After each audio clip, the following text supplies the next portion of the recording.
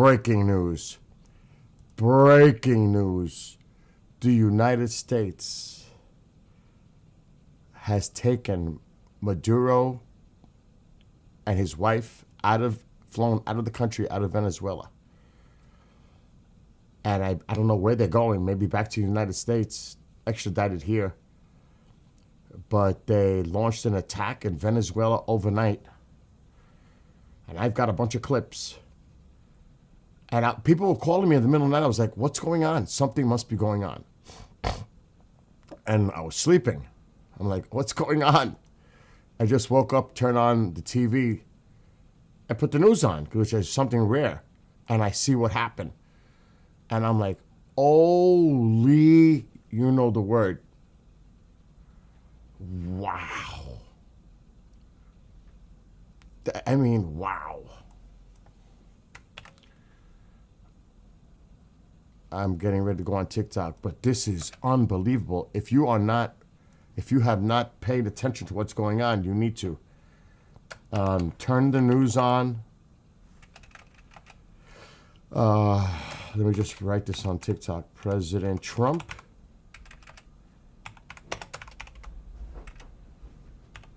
to address nation, 11 a.m. Eastern time. And I got a bunch of clips that I downloaded. Wow. Wow.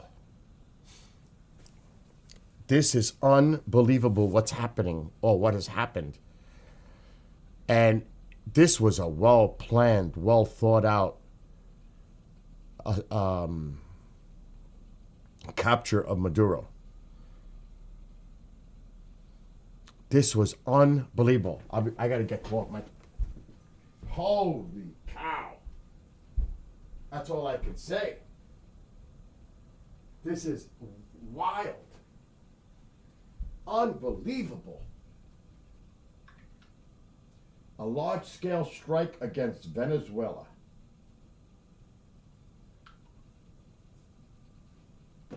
This was a large-scale attack on Venezuela. If you have not been paying attention to the news, you should be watching the news. I got a bunch of clips to play that I downloaded. But it happened overnight. And you see the Apache helicopters coming in, taking out the anti-aircraft sites, as allegedly Maduro was riding in a vehicle trying to stay on the move. And they got him. And they flew him out of the country. And the president is going to have a press conference and address, not a press conference, he's going to address the nation at 11 o'clock this morning. Wow. And my friend was calling me in the middle of the night, and I'm like, what's going on? What's going on? And I was sleeping. Bill, something's going down. And he was calling me and calling me. I was like, what? If he's calling me, there's something's going on. Then I woke up just now and I turned on the news because I figured maybe it was Iran. But no, it was Venezuela. And it was thorough. It happened so fast.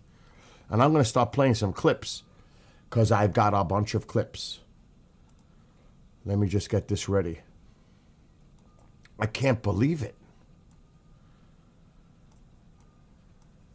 All right, let's see. I downloaded them. I'm gonna see because I don't have them labeled. I'm just gonna play them and see what we got here.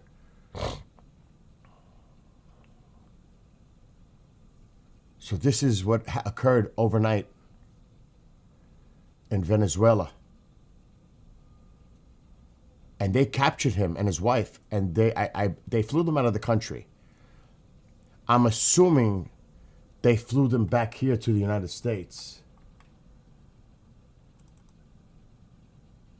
Look, I mean, I'm going to let some of these clips play.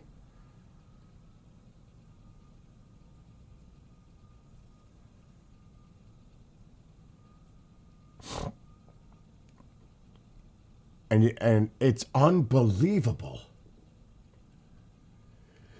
Excuse me.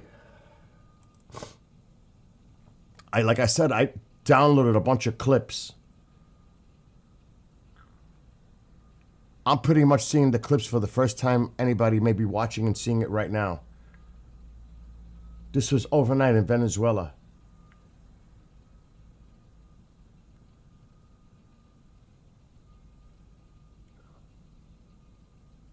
So this person is driving, and I want to play that clip again. And like I said, I've got a bunch of clips I downloaded. And this is obviously Caracas.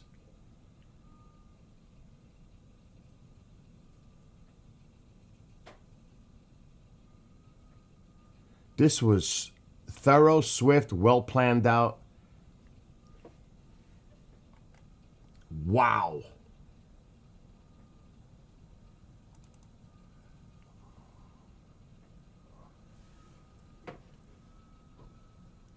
Wow. Wow, look at that.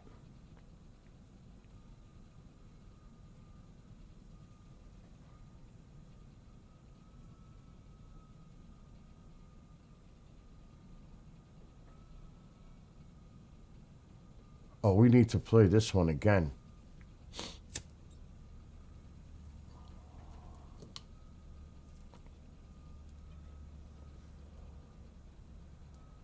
And this happened throughout the country.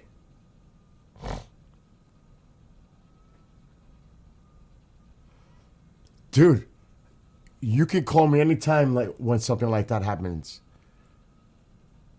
I just didn't realize it was this hitting the fan. Oh my gosh.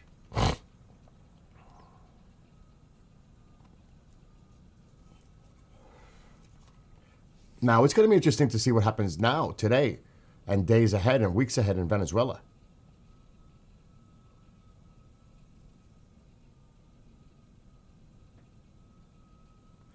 And do they put him in prison? What do they do? I mean, what happens to Maduro he's probably being brought here? Wow.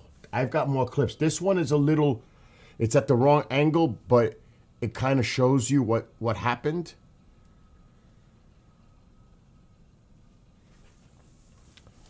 Remember, the camera's off, but this kind of shows you what happened last night or early this morning.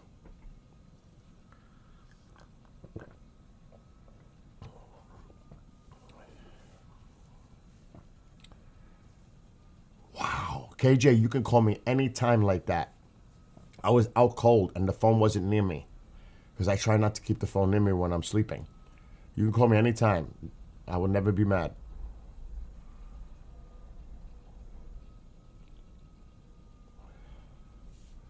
Holy.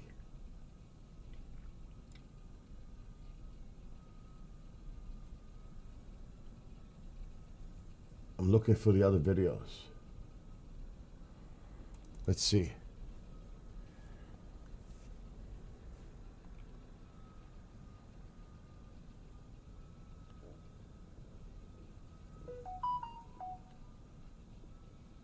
Wow. Iran better be paying attention. The supreme leader's like, holy shit.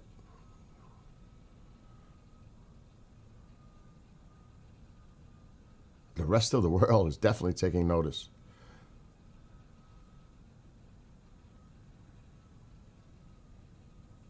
Okay, let me go to another video. Like I said, I downloaded a few.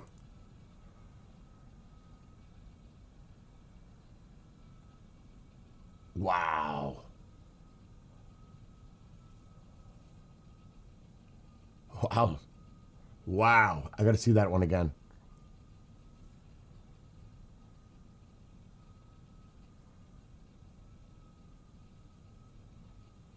They had no chance, no defenses, none. None. Hold on, KJ.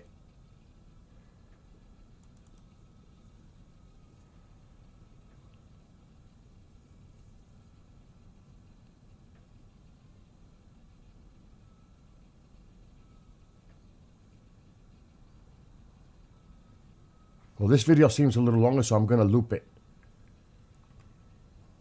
Hold on, I'm going to loop this video. Where's my AB? Let's go back. We need to AB this one, because this one has a little duration to it. People are messaging me right now.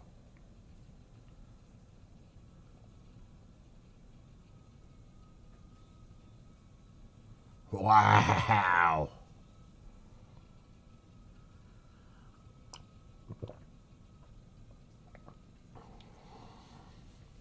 So this happened overnight.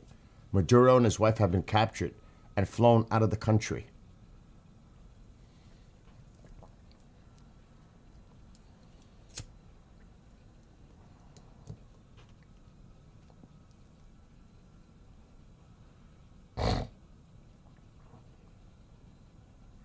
And the president is going to address the nation at 11 o'clock this morning, 11 a.m.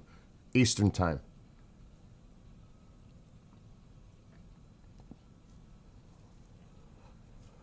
That's why when he says what he says, don't call his bluff.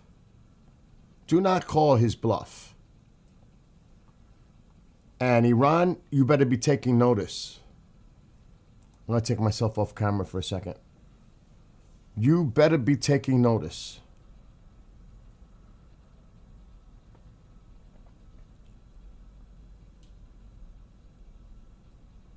Like I said, I'm going to play this clip again because it's one of the longer clips and it's compiled a bunch of the stuff that was going on overnight or early this morning in Venezuela.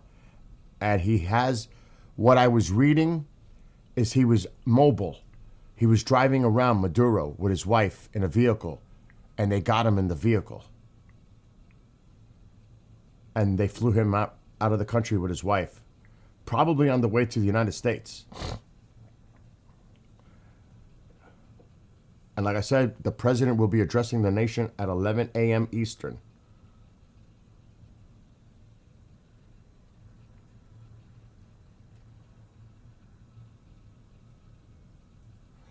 One thing, they took out their air defenses. This was well done. Well done.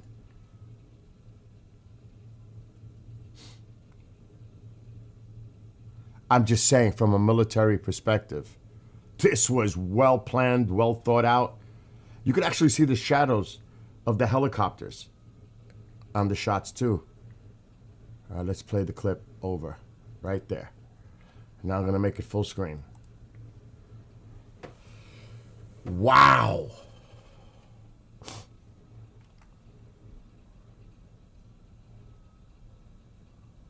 I know, right? This is going to be interesting, to say the least. This press conference, not press conference, the president addressing the nation at 11 a.m. What's up, Genghis?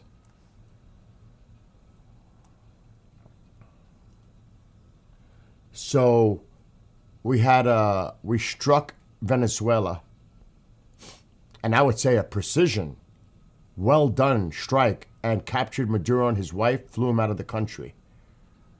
This is breaking. This is happening now. Well, it happened already. This was overnight, early this morning.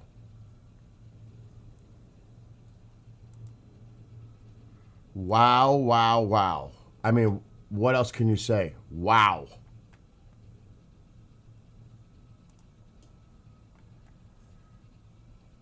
And I'll mention it again. The president will be addressing the nation at 11 a.m. Eastern.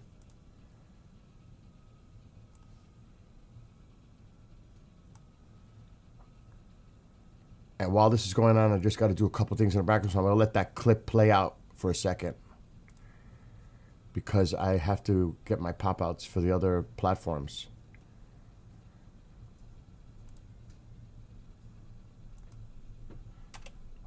Wow.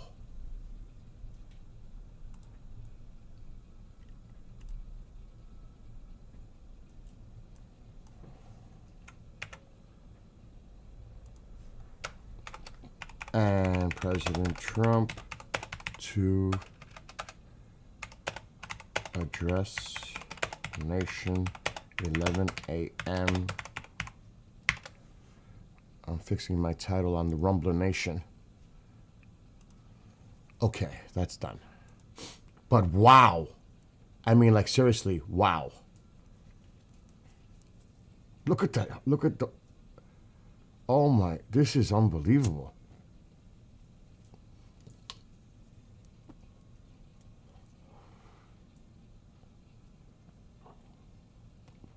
I'll check it out in a minute, KJ. Because I'm doing I'm scrambling here. I'm trying to get as many video clips as I can of what occurred early this morning, last night. But Maduro and his wife have been flown out of the country.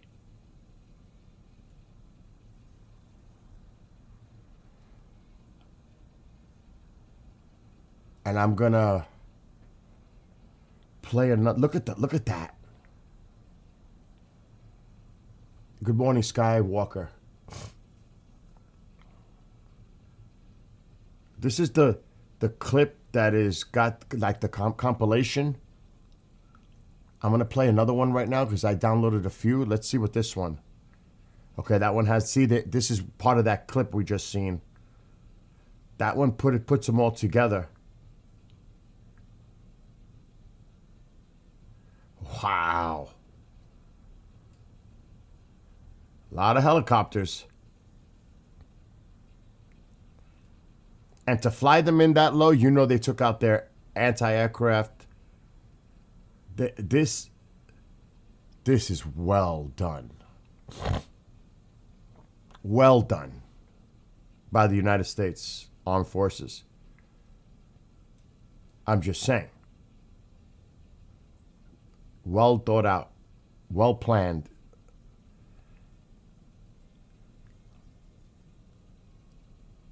And I haven't heard of any casualties or downed aircraft or... Now, also, what if we don't know what happened necessarily with civilians? All of that's going to come out slowly because this is breaking. This is fresh. This has just happened a few hours ago. Yeah, I would have to check.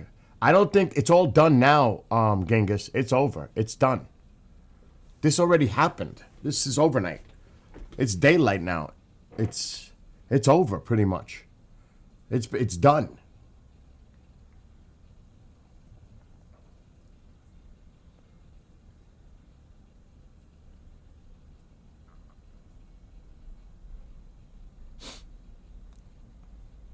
All right, we're gonna play another clip. Like I said, I downloaded a bunch of clips.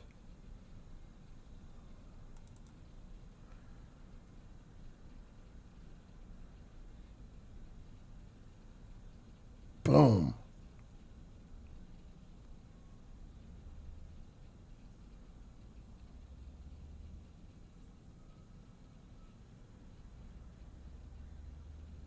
Wow.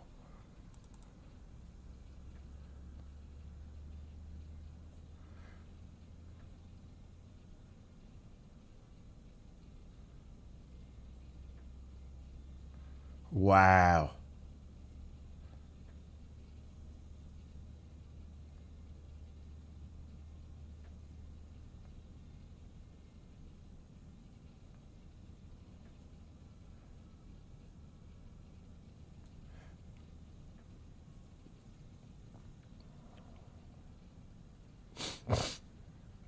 I mean, the images speak for themselves.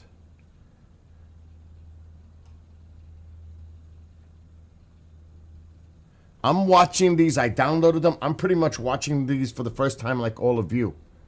For real.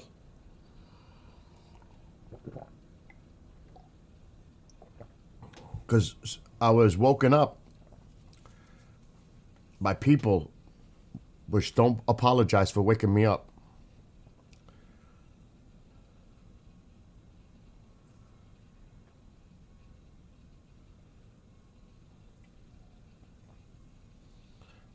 And that's why I say when the president says something, don't call his bluff. Do not call this man's bluff. He's not playing. Iran might learn that lesson soon.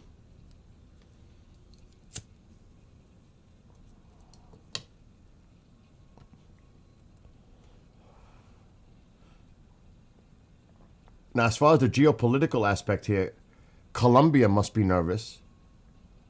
Because they might be saying, we're next.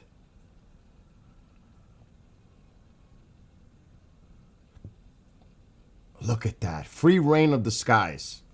If you've got helicopters flying that low, you're not worried about anti-aircraft.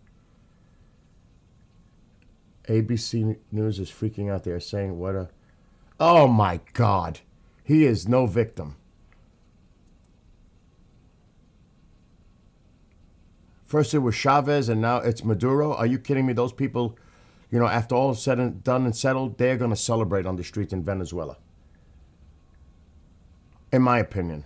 That's just my opinion. You know what I mean?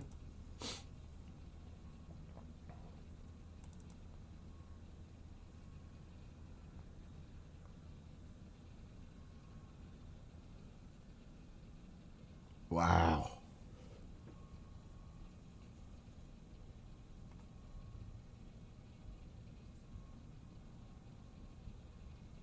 Wow. There's so many clips.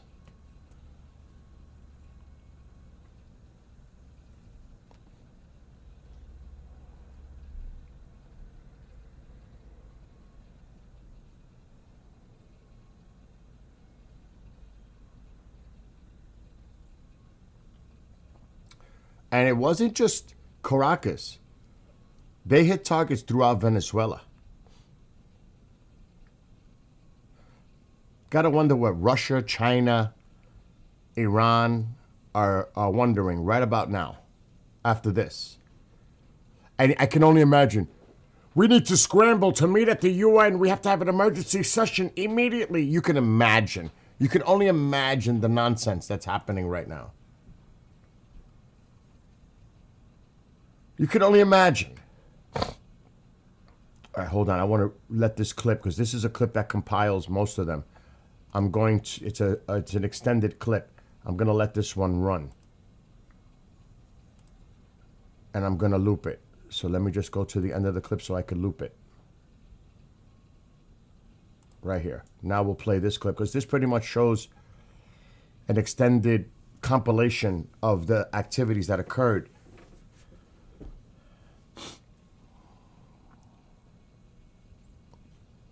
This was well done. Well done. Well, they took out their infrastructure, their defensive positions, anti-aircraft. It pretty much, I'm sure they hit their bases, the Venezuelan bases, so they couldn't get in the air.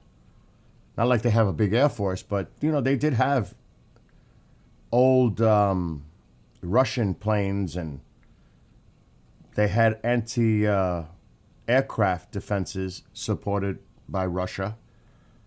Who else knows what else? I think Iran had a little hand in there, in China. But I think it was mostly Russian. But wow. I mean, this is a wow. And remember, the president will address the nation at 11 a.m. Eastern. Yeah, they definitely targeted defensive measures. They had to. When you see helicopters flying that low, they're confident that they're not going to get shot at. Dusty says, I'm watching the AP channel right now. A few protesters out, but they are not too hyped up like you would figure after an event like this. Oh, and they support the old. Yeah, you're always going to, like we were talking about this last night. In any situation, you're always going to have individuals that support a regime, you know, the government. Because I saw a video last night, and it was two Iranian individuals dressed up in fatigues, like military fatigues, and they were holding the old flag of Iran with the lion. And a guy comes up and tries to pull it away. He says he supports the regime. And then he tries again, and they pushed him. So you're always going to have the people that are in support because they're tied to the regime. They're directly to the corruption, the money, everything. Excuse me. So you're always going to have sympathizers because they're probably connected in some way to the regime. But my gosh, this was, I mean, people may, whatever they may think about what just happened, this was well done by the United States Armed Forces. Well done. This was, this is impressive, what we just pulled off. And to get him and his wife and fly them out of the country. So that means they probably landed in an Apache helicopter or some type of aircraft to get him into that aircraft and fly him immediately out. That is wild. Wild. If you think about it, the logistical difficulties and the intelligence, the precision, knowing where he is, tracking him. Now, they may have people on the inside of Venezuela because we have people on the ground providing, intelligence in real time. So this is well done. You don't know if you're impressed? Again, I'm not saying in a political point of view here, whether it's impressive or not. You may have your thoughts about why did we do this or whatever. I'm talking about this is impressive how we went in, coordinated strikes, limited to definitely not causing any really civilian casualties, taking out the military assets, going in, capturing Maduro and his wife, and flying them alive out of the country. With minimum, if not any, casualties to our forces. That is, it is like the perfect scenario in a planned strategic attack like this. I mean, from a military point of view, this is well done. Again, I'm not talking about the casualties on the ground. And if there's civilian casualties, KJ, on the ground, I'm sure it's minimal. And I know that's easy to say it like that because you try to prevent as much civilian casualties as possible. I mean, in any kind of conflict, it's sad, tragic, but that happens.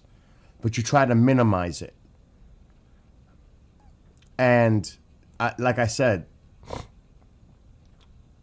to me, this was well done in a military perspective, getting the intelligence, planning this out, coordinating it, hitting the strikes with precision, allowing the helicopters to fly over like that, over Caracas. Look at that. They're just free reign flying low altitude over Venezuela.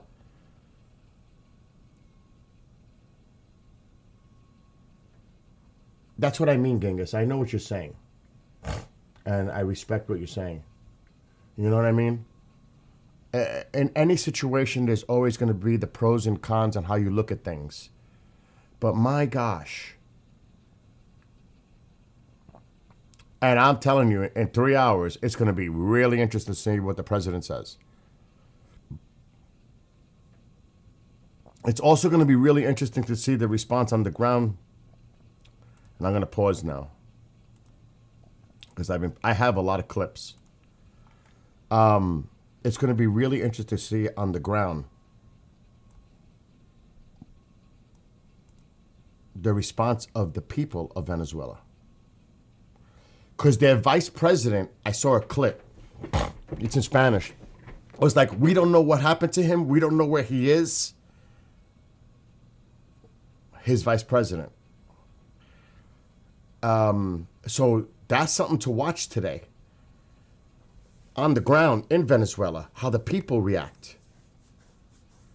I guarantee there's going to be a lot of people, because when you live under oppression and afraid to speak out, you're subdued because you're afraid of any kind of retaliation, intimidation, being arrested, put in prison. Same thing happens in Iran. It's going to be really interesting to see the coverage in Venezuela now after this just happened. And there's a lot going on in Iran right now. And I was watching Iran's state television and how they're saying if the United States interferes, you need to protect your soldiers, like saying they would attack U.S. bases. Do not interfere with our internal affairs. You know that. Well, I'm sure Iran is paying attention to what just happened in Venezuela. I would. Now, what is Russia thinking right now? What is China thinking right now? What is Iran thinking right now after seeing this? I mean, does that embolden them to make moves on their own? Like China with Taiwan? Look what the United States is doing in Venezuela. What's to stop us now from doing something? It's like I said, there's going to be condemnation, you know that, global condemnation for this. You know that's coming. Like I said, I wouldn't doubt there's an emergency meeting in the Paper Tiger BS UN today over this. The United States just attacked a sovereign country. You know all that's coming. What's the fallout from this? And how does this affect the infrastructure, the political power in Venezuela? Like, what happens now? I forget her name, but does she become the new president of Venezuela? She won the Nobel Peace Prize, I believe. I can't remember her name. Excuse me. Does she become the interim president of Venezuela? Like, who's going to take charge of Venezuela right now? The vice president? She's female. Like I said, she was on the news frantic in Spanish. We don't know where he is. We don't know if he's alive. Like, I was like, whoa. Whoa. Dusty says, the Joint Task Force strike is, I don't want to say certain words, is a heck of a thing. I participated in one after Desert Storm in Kuwait during another mission. It was Air Force, Army, and Navy where we all struck at once. Well, you could see this was well coordinated, what just happened. Well coordinated. Maduro will not be seen for now, I guess. Well, Bill Clinton ordered the capture of multiple leaders in Serbia. I don't think we're going to see Maduro, his wife, like, put on stage in handcuffs to put out there, like, some prize. It's probably going to be brief, maybe 10, 15 minutes when the president addresses the nation at 11 a.m. just to state what happened, and that's it. You're not going to see Maduro. I highly, highly doubt that. You got to remember, he's in transit, wherever they flew him to, being detained, all that.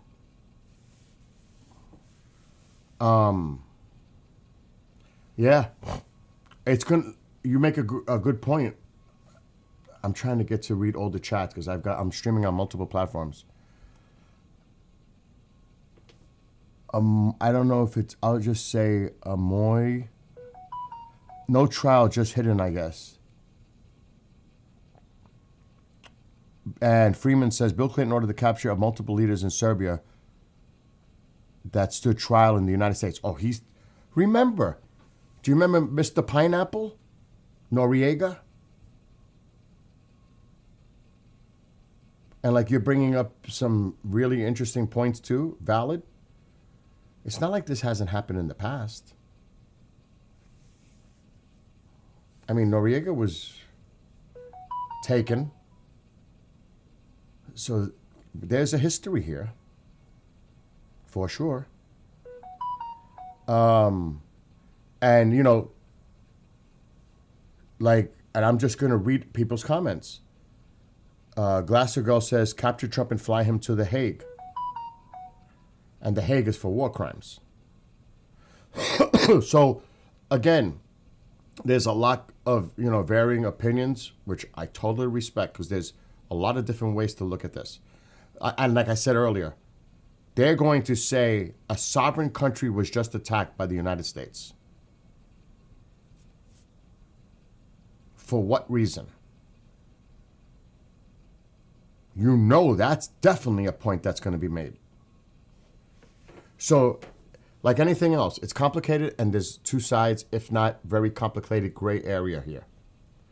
Like, what is the justification for these actions to take out the president of a sovereign country? That is a legitimate point that you're making. Totally. So that's why we have to see how this plays out, really.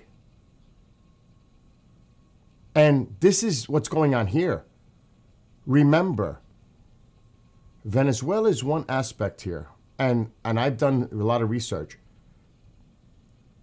They are not responsible for the fentanyl coming into this country or the cocaine that comes to the United States. A lot of the drugs that come into the United States, the fentanyl, it's all coming from Mexico. And the precursors come from China. Cocaine is Colombia.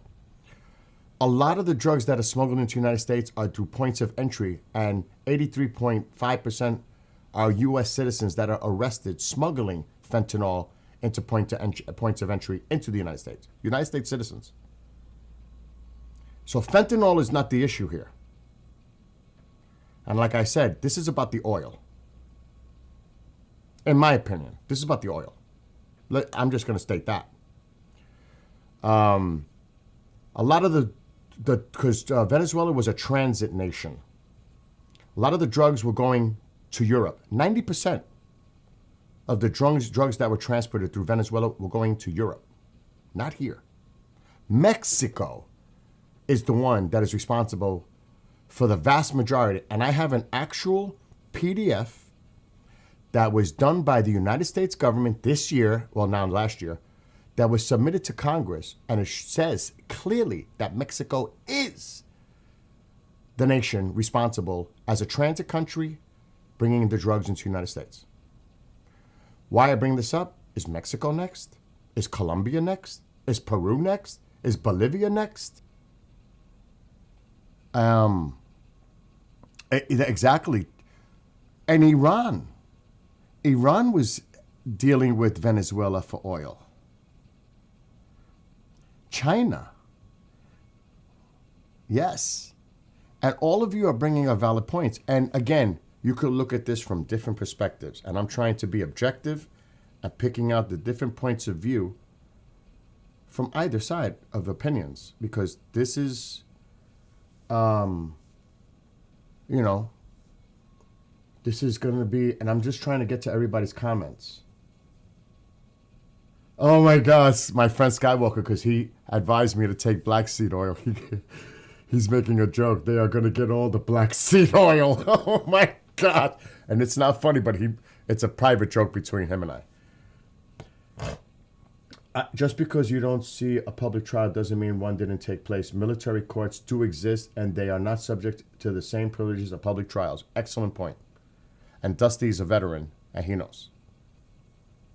I'm streaming on multiple platforms, so I'm trying to get to all your comments.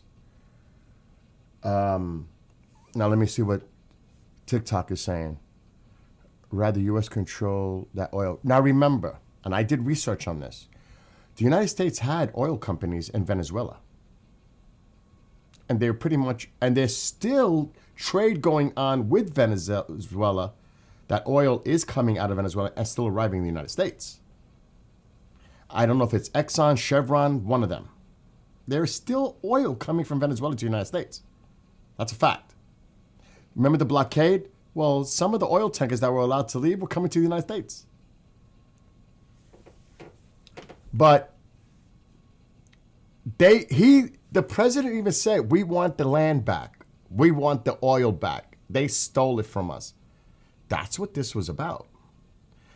And you also need to look at who in government, whether Republican or Democrat, are invested in stock in oil companies, the big oil. They both are on both sides. It's almost equal. It's like a bipartisan stock market. And this is why Marjorie Taylor, I think it was Marjorie Taylor Greene. I think it was Nancy Mapes wants to stop this stuff that's going on, insider trading kind of stuff with the stocks by congressional officials. Like, could you imagine if you knew this was coming, you had stock in something?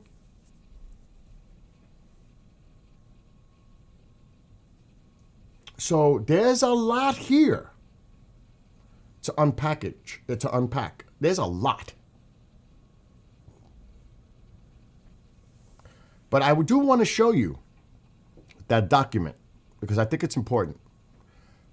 And I also I'm going to show more clips in a second. Oh my God, I'm getting crazy messages. I want to show you this document because I think it's very important.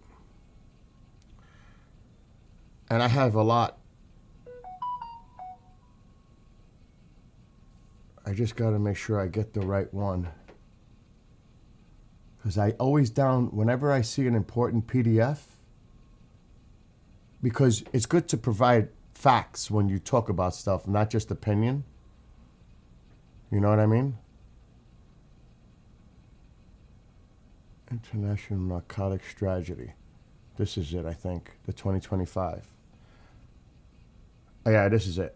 I want you to see this document. This is an actual document done by the United States government. And it states it clearly. Okay? When we think about what this is about.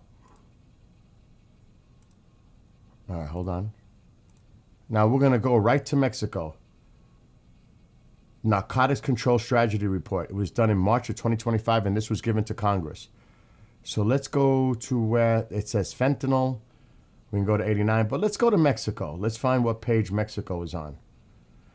This is something done by our own government and was submitted to Congress. 263. Let's go to 263. Why don't we? Mexico. Just to put this in real perspective on the BS when they say the drugs are coming from Venezuela, absolutely not. Absolutely not. Here we go. Mexico is the principal source and transit country for illicit drugs trafficked to the United States, including fentanyl, methamphetamine, cocaine, heroin, and marijuana. Mexican suppliers are responsible for production of most fentanyl, heroin, and methamphetamine destined for the United States. Mexico is the largest source country of fentanyl and fentanyl analogs trafficked to the United States. Mexico-based Sinaloa and the New Generation Jalisco cartels are the primary distributors of fentanyl and fentanyl analogs in North America. Companies in the People's Republic of China are the largest source of precursor chemicals and equipment used to manufacture illicit fentanyl and other synthetic drugs in Mexico. So this says it all right there, right here. It's Mexico. It's not Venezuela. It's Mexico. Mexico is the main country transporting these illicit drugs into the United States. Fact. That's a report done by our own government and submitted to Congress.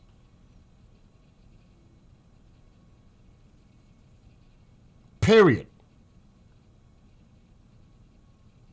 Facts matter. That's an actual government document that I downloaded. Another thing to watch.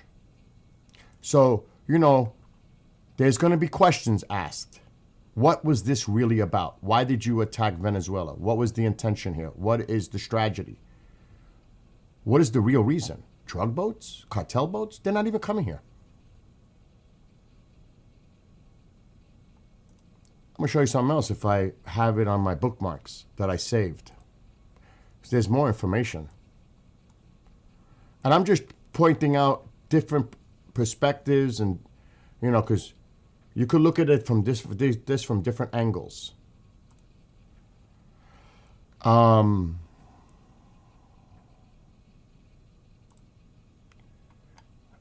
Okay. Look at this chart. Look at this chart I'm about to show you on the screen.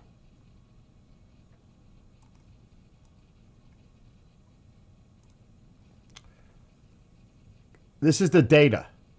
Fentanyl from Mexico, 100%. Cocaine from Colombia, 90 to 98%. Colombia may be next. Methamphetamines, 100% pretty much. Heroin from Mexico, 90%. So where's the real problem? Mexico. And here's where it breaks it down. Mexico, Colombia, China, Peru. And you can see the ties here. China to the fentanyl. Mexico, heroin. Mexico here. Colombia is the cocaine. Mexico is the transit hub for everything that comes to the United States. It is Mexico. And that 25 U.S. government report is the one I just showed you that I downloaded right here. The one that the media probably doesn't even put out there and show the public. This is what's going on as far as the drugs is concerned, right here. And you could look up your own statistics. It's important to get government docs, not opinionated docs. That was done by our own government. Yes, Colombia is the producer. Absolutely. Cocaine? It's Colombia. It's cocoa. Peru too. Bolivia. But cocaine really is Colombia. Colombia may be next. They must be freaking out, scrambling right now. But we always hear about the fentanyl. That is China providing the materials and the infrastructure to make it in Mexico, and it comes here. And go look up how many U.S. citizens are arrested trying to smuggle it in on trucks and vehicles and on person through legal points of entry coming into the United States. Do you know how much money is exchanged coming from the United States out to Mexico? By American citizens, not anyone else. American citizens. Do your own research. You will be like, whoa. So this is a little bit more complicated and deeper than people realize.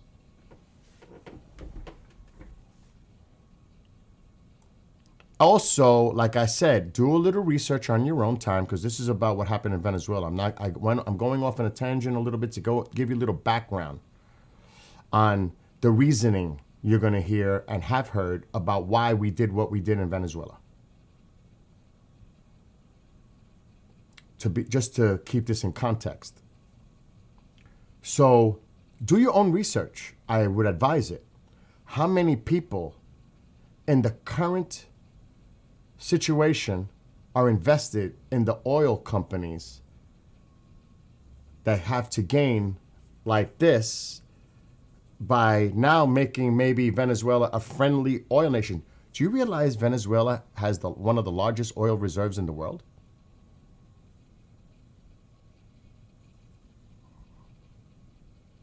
You think this is about drug boats? Really? I mean, let's really look at this objectively and for what it is. Realistically. You know what I mean? But regardless, what's done is done. We've seen what happened overnight. I'm going to play the video again, the compilation video of what happened last night.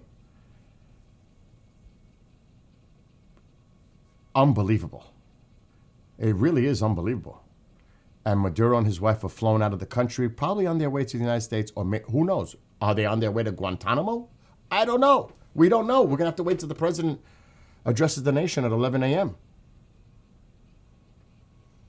and see what kind of information we get from that. Oh, no, it's not. Okay, dude, if Trump wanted the oil, we would have taken over the country, but he didn't. That's not the point. You put somebody in power, a puppet person, to create relationships, to establish relationships, to get our companies back in.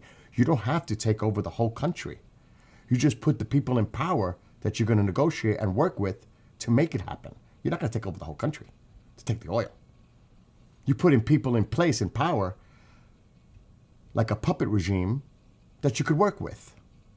Just like what the Crown Prince of Iran in exile said yesterday. Did you see that? After the president supported and saying, we will rescue the Iranian people, well, the Crown Prince that's in exile, the eldest son of the Shah, said, thank you, Mr. President, for your support. We will create new, prosperous peace with the United States. And he put a picture. This is the Crown Prince of Iran from decades ago when the Shah was in power, with huge U.S. flags flying side by side with the Iranian flag. So they know that if the supreme leader, if the regime falls in Iran and he comes into power, now the United States has someone friendly to work with in Iran to reestablish relationships. That's what it's about. You should go look at that. Actually, I'll pull it up. I was like, whoa. And this was yesterday. I'll read it. And that's what it's about. You don't have to take over a country. You just replace those in power to make them more friendly and work with relations with. That's what regime change is about. It's not just for the people. Of course, it's the people who could benefit, or there could be civil war and unrest for God knows how long. That's where it gets dicey. You don't know what's going to happen now in Venezuela or in Iran. Just listen to what he said.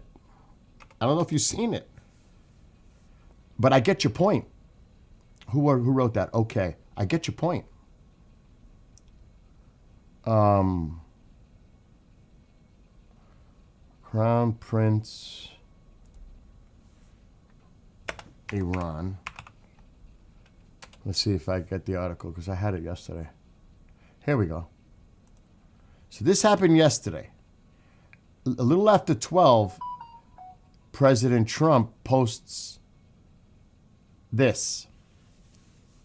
This was at 12:19 yesterday on Truth Social.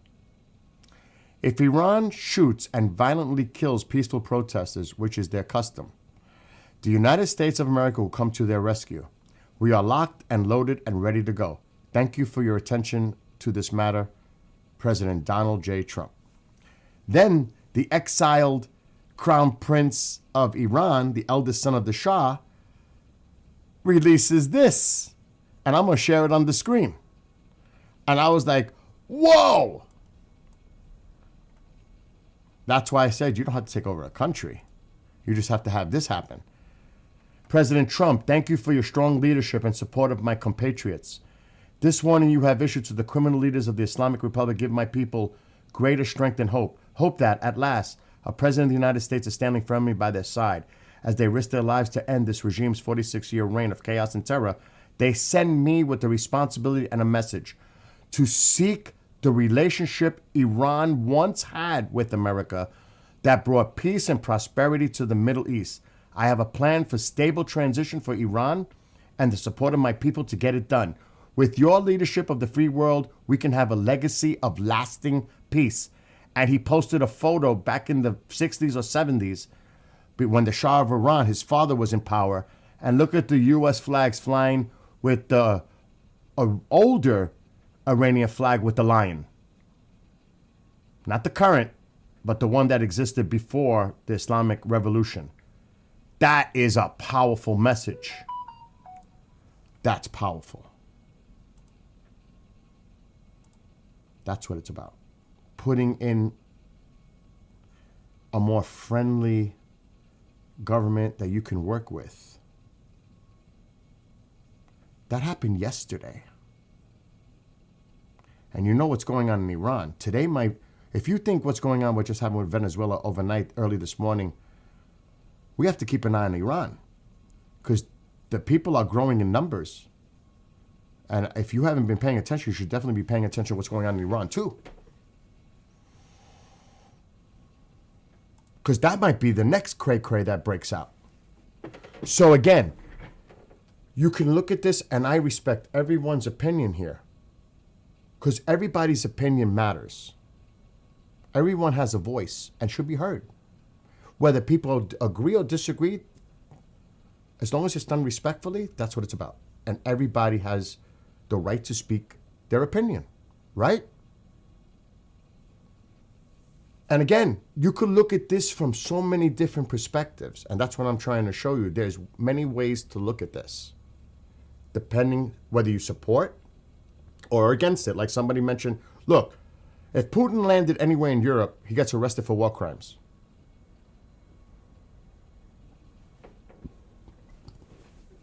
And, you know, there's other, that's just an example. So, now Miss Sunshine says congressional approval was not given. Was it given when Obama went in to take Osama bin Laden out?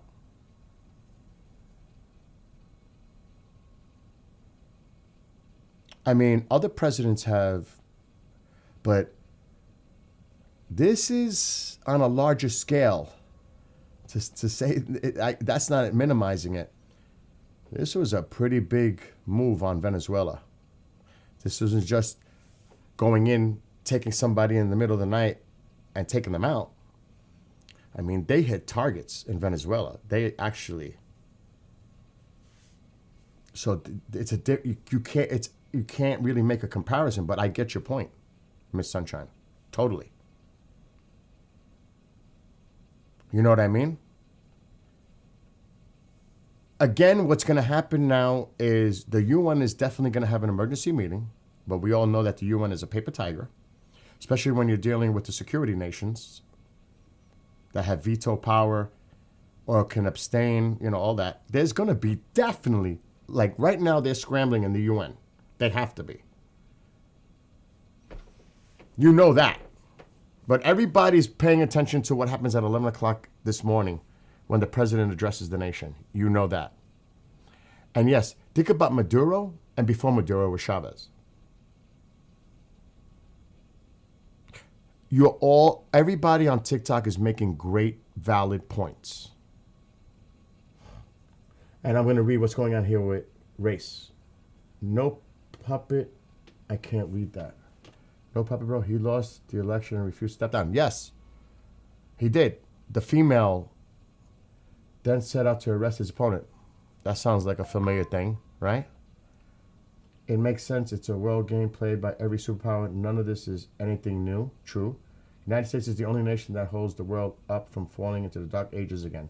If we fail, it will be 1,000 years before we would see it again. Great points. Again, that's what I'm saying. There's a lot of different ways to look at this. You know, it's who's going to bomb us and capture, and another doesn't like what he's doing. Like I said, you're all making great, valid points.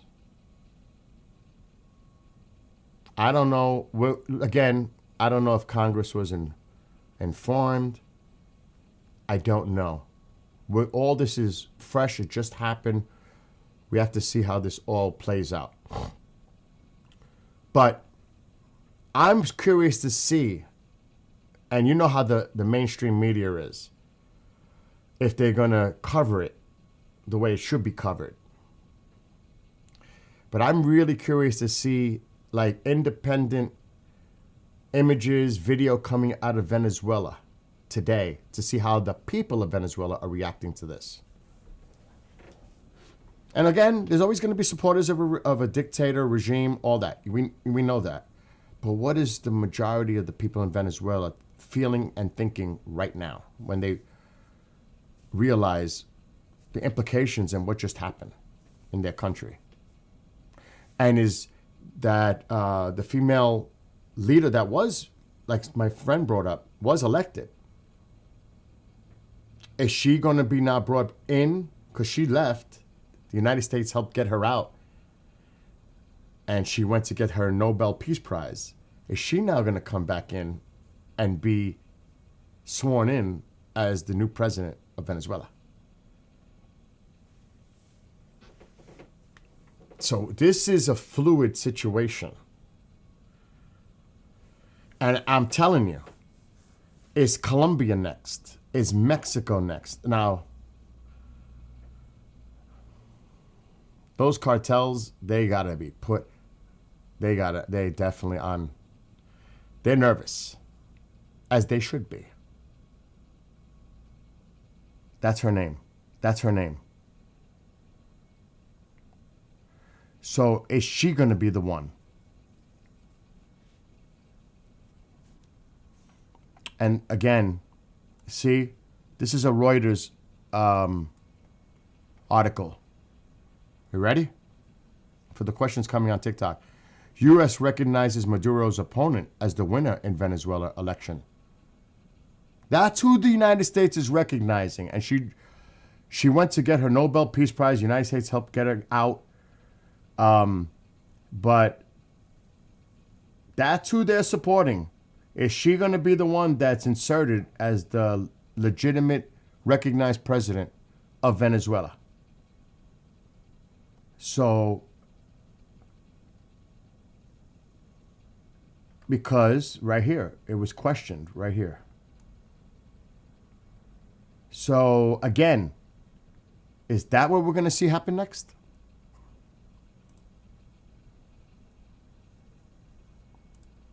I bet you we do. And Deep Sea Angler says, Edmundo Gonzalez Urrutia will be president, won by a landslide. And they still haven't captured. I'm not aware of that one, who is like the right hand of Maduro. Diosdado, who is like the right hand of Maduro. See, I'm not aware of that, which is information. He won 90% of the votes. Maduro still stayed in power. Not the female. She's been in hiding. She didn't go get her prize. The United States smuggled her out. You know that, right? She did go. The United States got her out of the country. Yes. Exactly, I agree. This operation is still in its early stages. Let's see what the president has to say. That's exactly what I'm waiting for. Totally. Again, this is a fluid situation. And there's a lot of emotions right now. There's a lot of things going on, whether you're pro or against. And everyone has obviously a legitimate opinion. Everyone. That's our individual right to express ourselves, whether you agree or disagree. To me, everyone has a voice and an opinion. And I would never talk down on somebody's point, because that happens too much in this country as it is. So all of you are expressing valid points coming from your perspectives. You know what I mean? And that's the way it should be, right? Being able to communicate with each other and talk about our differences of opinion and speak about them and have a productive back and forth, right? Instead of, oh, this is the way. Your way is wrong. No. There's a lot. This is complicated. It's not black and white. There's a lot of gray here. And like somebody mentioned in chat, we need to see how this is going to, because it's so fluid. It's just happened. Chevron, as I said earlier, despite the oil blockade, there were still tankers coming from Venezuela to the United States. Those were the tankers that were allowed to do their thing. And again, like I mentioned earlier, it doesn't matter if it's a Democrat or Republican. Go look up, do the research, how many invested in oil stock with these big companies. It's almost even. Democrats and Republicans, how they're invested in the stocks of these big oil companies. Because I looked that up when all this was going on, starting to go on. Including a few in the current administration. Look it up. Don't take my word for it. Do the research. And the president stated, we want the land back. We want what was ours. They took it from us. He said that, what, a week or so ago? Publicly? He said it. He said his true intention. So is anybody surprised? Okay, I'm reading what's going on here now on the other chats. Okay, Venezuela president actually met with China earlier in the day. He was freaking out. We shut off his money. That's what the whole plan was, to cut off his money supply with the oil. Just like, look at Iran's economy right now. They're collapsing. You know, oh no. My TikTok stopped. I gotta go back live. Shit. I wasn't paying attention. I'm back. I'm getting a lot of TikTokers responding. I mean, I just came back. I just lost a lot of people were watching on TikTok. And, you know, I have to be respectful to people. It's about being respectful to people. So I wasn't paying attention to TikTokers, and it went out due to inactivity. You know how that works. I'm reading everybody's comments. Iran is definitely rattled right now. And like I read what the president stated yesterday, and then what the crown prince in exile wrote. Iran right now must be freaking out watching what just happened in Venezuela. And the people, I think today or tomorrow, and I'm not trying to sound like I'm excited by this, because those people, they're brave and they're trying to stand up to that regime. We need to pay attention today or tomorrow too, what might happen in Iran and Tehran. If tens of thousands, if not more people, march toward Tehran, what is the IRGC going to do? Are they going to stand in protecting Tehran? Are they going to engage with the people? Are they going to fire amongst their people, against their people? Or are they going to join the people? Keep an eye on Iran. I can't answer that because people watch the stream Toxic, and then they'll know the communication aspect. Do you understand? Not yet. Not yet. You know what I'm saying? But I'm reading what you're writing in chat. That depends on their constitution. Yes, that's her. So Toxic said, elected by the people yesterday, Iran is rattling right now. They threaten her and her family. Yeah, he set out to have her arrested. So again, I apologize to those on TikTok, but it stopped due to inactivity. But despite what's going on right now and what just happened in Venezuela, it's fluid, like we've been talking. I'm going to put a clip to show everybody what happened last night, because I got a bunch of clips. So I'm just going to show you that because I've been talking for too much, kind of. Deal?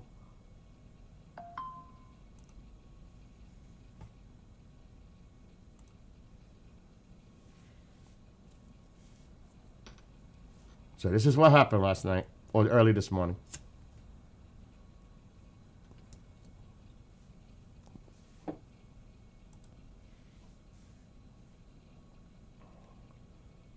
So I'm going to play this so you could see.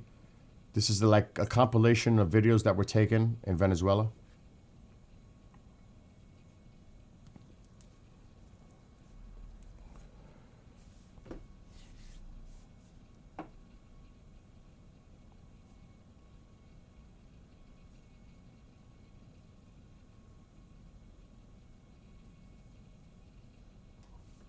It's about a minute long.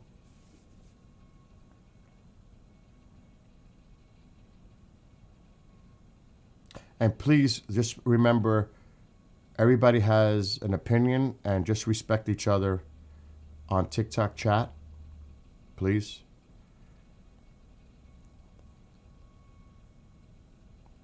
But we all have a voice and we all have an opinion. Whether we agree or disagree, we do it with respect.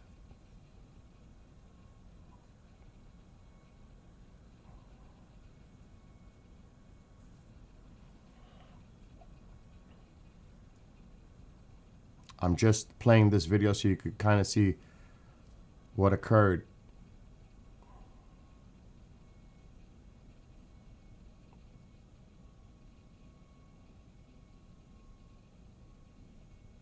And he was in his vehicle driving around because he was trying to stay on the move.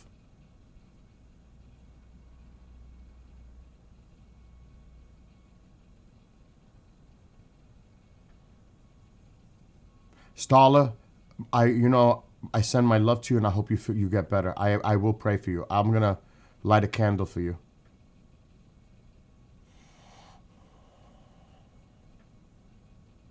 But they took out their anti-aircraft installations, defensive postures, because look how low these helicopters are coming in. I mean, and they're coming in numbers. Which probably one landed somewhere and scooped up Maduro and his wife and flew him out of the country. I'm assuming that.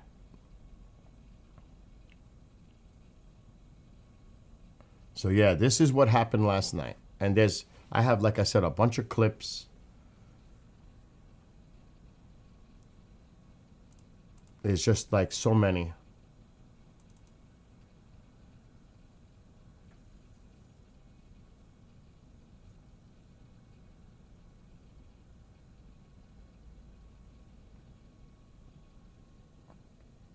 Look at this.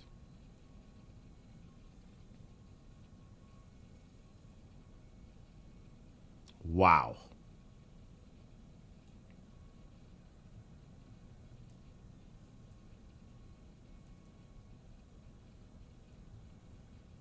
So there you go. And like I said, I've got a few of these clips.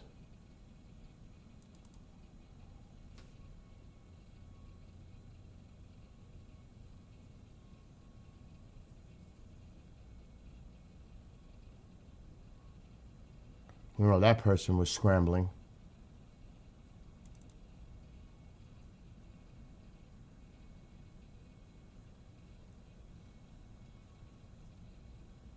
Look at that.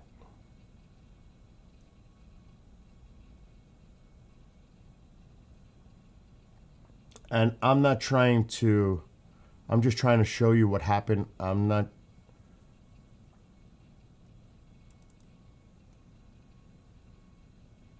trying to make this like something.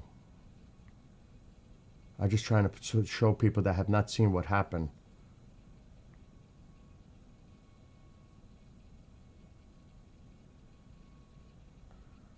I mean, like I said, I was spending a little while just trying to get, yes.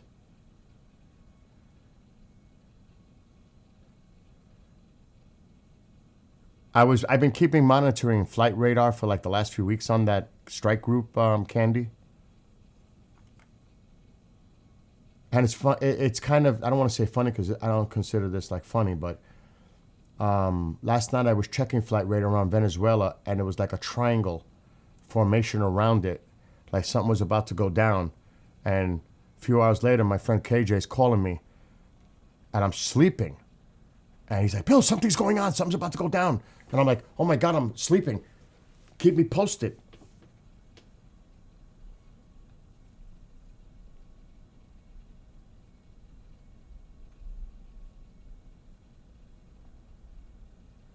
So yeah, these are just some of the clips coming out. Out of the country.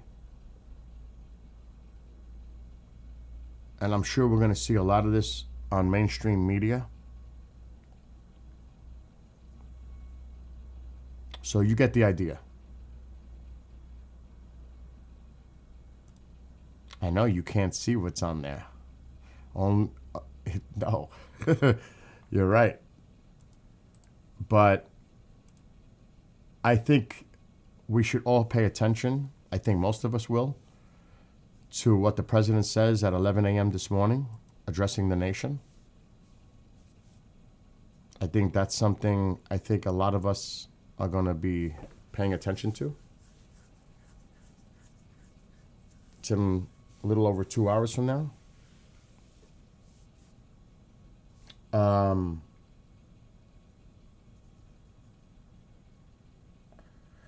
Who do I have today? Off topic.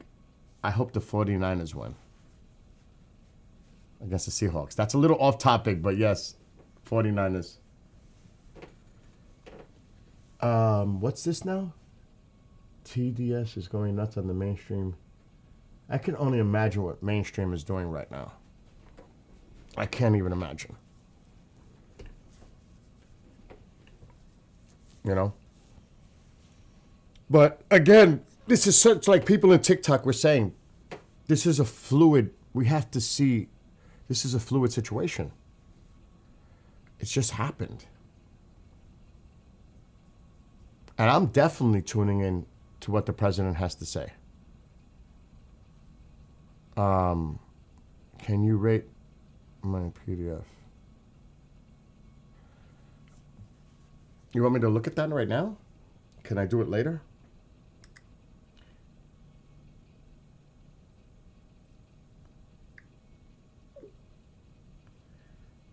My military buddy just... Oh.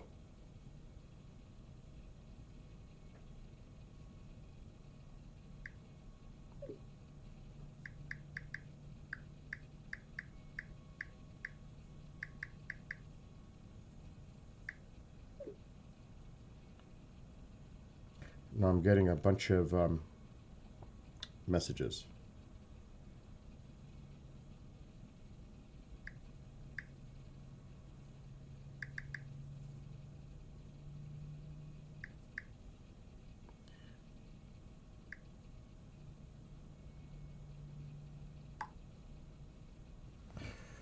All right, I'm just trying to get to everything because I'm getting multiple messages on a lot of things. I'm just trying to read all your comments too. I'm very hopeful for the country of Venezuela and its people. Mainstream is portraying it as a bad. You know, it's so easy to talk about from the outside looking in. That's why I said it's going to be interesting to see how the people of Venezuela react to this. We could all look at it from the outside looking in, but what do the people think? And I think a vast majority of people are going to be celebrating. I'm making an assumption, but I think, but we don't know. Because there could be, the military may have taken over this now and trying to keep everything under control. It becomes a militarized state. We don't know. It's not like instant, yay! Because someone can just step in, like somebody mentioned about Maduro's right hand. Somebody might fill his void right away. We don't know. We just don't know. We don't know how this is going to play out. It's way too early. we have to see how this goes in the next few days, weeks, even months. So, like, it's just so fluid right now. See, that's, but Skywalker, that's going to be the rhetoric coming from a side. You know that. But so does the president. He knows that's coming too. And obviously, you think he cares about that? It's like, okay, try it. So, like I said, let's see what the president has to say at 11 a.m. Hopefully, during the day today, we're going to see some images coming out of Venezuela to see what's going on there on the ground and how people are reacting, because they live there. Let's see if we hear any positions, rhetoric coming out of Venezuela by whomever to try to control the chaos.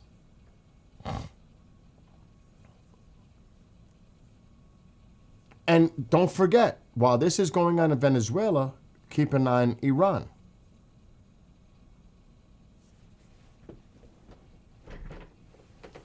So what a way to start the new year, huh? However you look at this, from whatever perspective, what a way to start the new year. However you view this. For, against,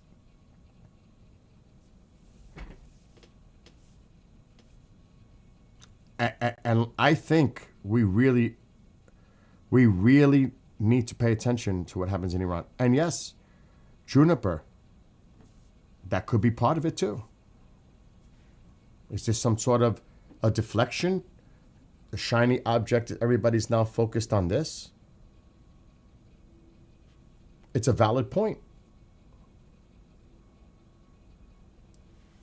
James, that's what I said earlier.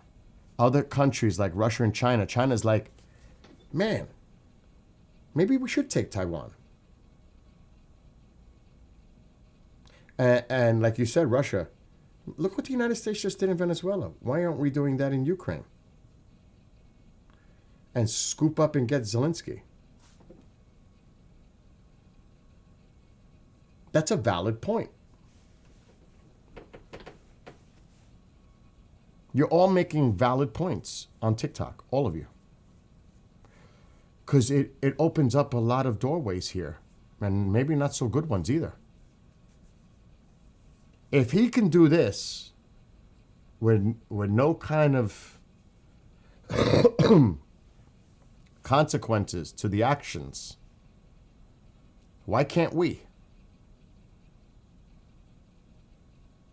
Do you know what I mean?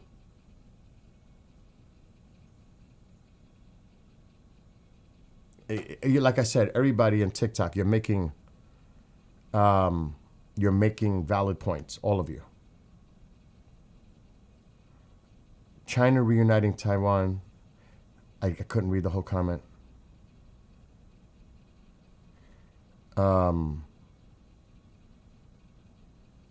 Zelensky. And do you think that Putin is really the legitimate president, leader of Russia? You're going to make comparison to Zelensky, to Putin? What happens to his opposition? That's a whole different topic and discussion in itself. So let's not even start with that one. Maduro regime is a narco government that acts like a cancer for the region. They're a transit country. The real cancer is Mexico, of what comes into this country. I showed you a U.S. document that was done this year and given to Congress that Mexico is the primary source of the drugs that come into the United States. as a transit country, not Venezuela. And I pulled up the document. It's an actual U.S. government document that was submitted to Congress. So, just to be clear, and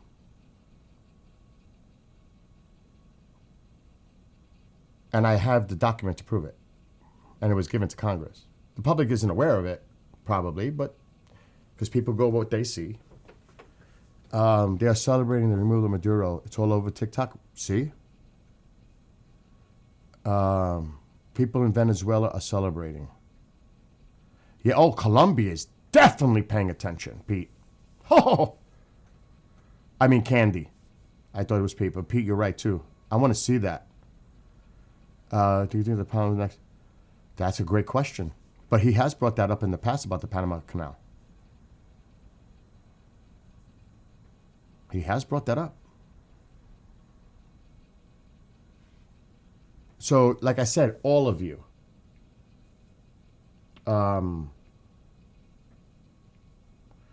this is very fluid.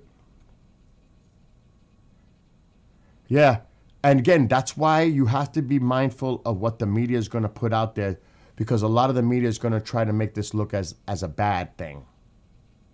But meanwhile, that's what I said earlier. How are the people in Venezuela? It's one thing to judge from the outside based on political affiliations and what are the people in Venezuela thinking and feeling right now? That's what's important. Everybody can have their opinion from a political persuasion, opinion. But what are the people in Venezuela? What is their reaction right now? That's important. And I agree with that. We need to see that. Truly see that. Without media bias. Because it really is about the people of Venezuela. And that is the big question, yes.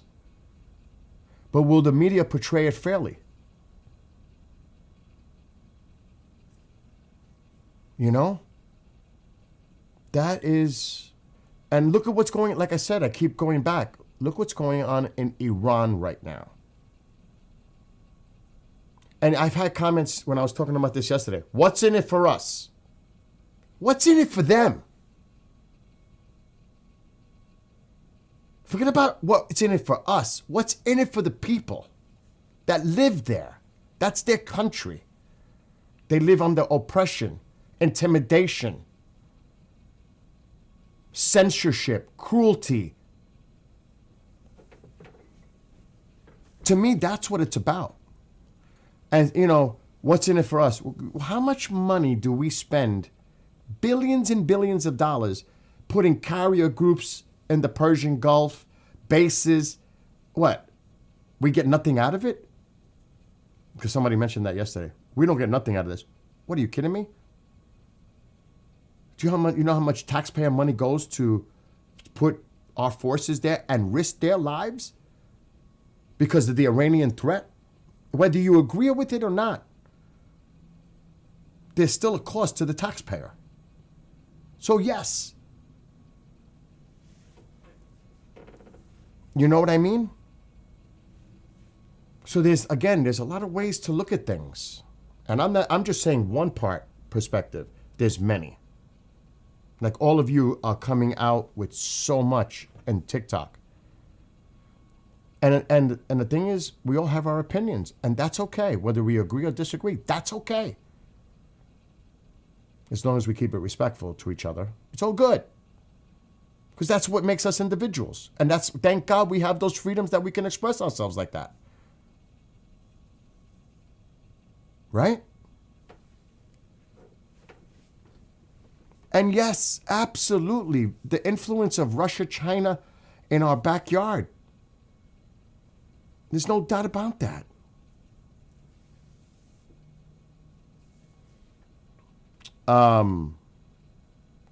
Yes. It's good to have a conversation, a debate, a healthy debate where people talk and listen to each other. And, you know, if we are swayed by the media one way or the other, that's all we know. We don't, see, like me, I'll be honest, I'm in the middle. I'm a moderate, but I look at things on both sides. And I'm objective. I hear what this says, and then I kind of like reach my own conclusion. But I'm looking at everything and what everybody says, everything. I'm not dug in. I'm not one of those people, which can come off pretty bad because it's like a lose-lose situation, because on one side you might go this way one day, and then on the other next day you might be on this, you know what I mean? So it's not necessarily a good spot for me to be in, but at least I'm trying to be objective and respect everyone that's saying what they're saying on any of these chats. Because you know what? Some of the things you say make me think. And, you know, that's a great point. Remember when things used to be like that? Juniper, I'm like with you right there. I'm like right there with you. I'm right there, like exactly what you just said. It's kind of like, anyway. No, it's not complacent. That is not the problem. The problem is the divisiveness and the back and forth, getting nothing done. It's either you or us. You're the enemy. I'm right. You're wrong. No, that is not complacency. It's broken because of the divisiveness in this country. That's why shit is the way it is.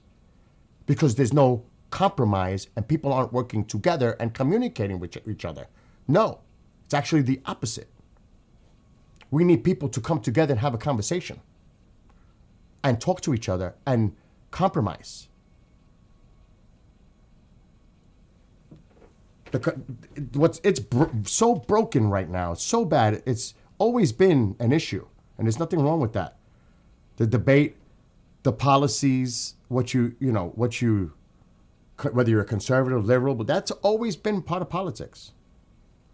But now it's like so like this that there's no communication.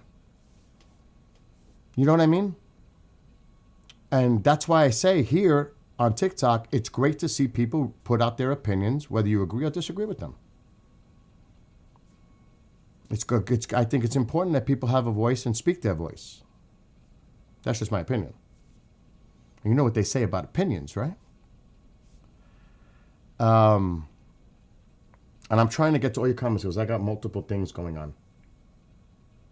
I agree with what Toxic said too. It's this, like I said, there's so much going on. Yeah, it's always been an issue. This is not something new. Right, Brandon? See, Brandon brings up a point. U.S. completed something in hours which Russia couldn't do in 4 years. I mean, you may not like it, but that's a legitimate point.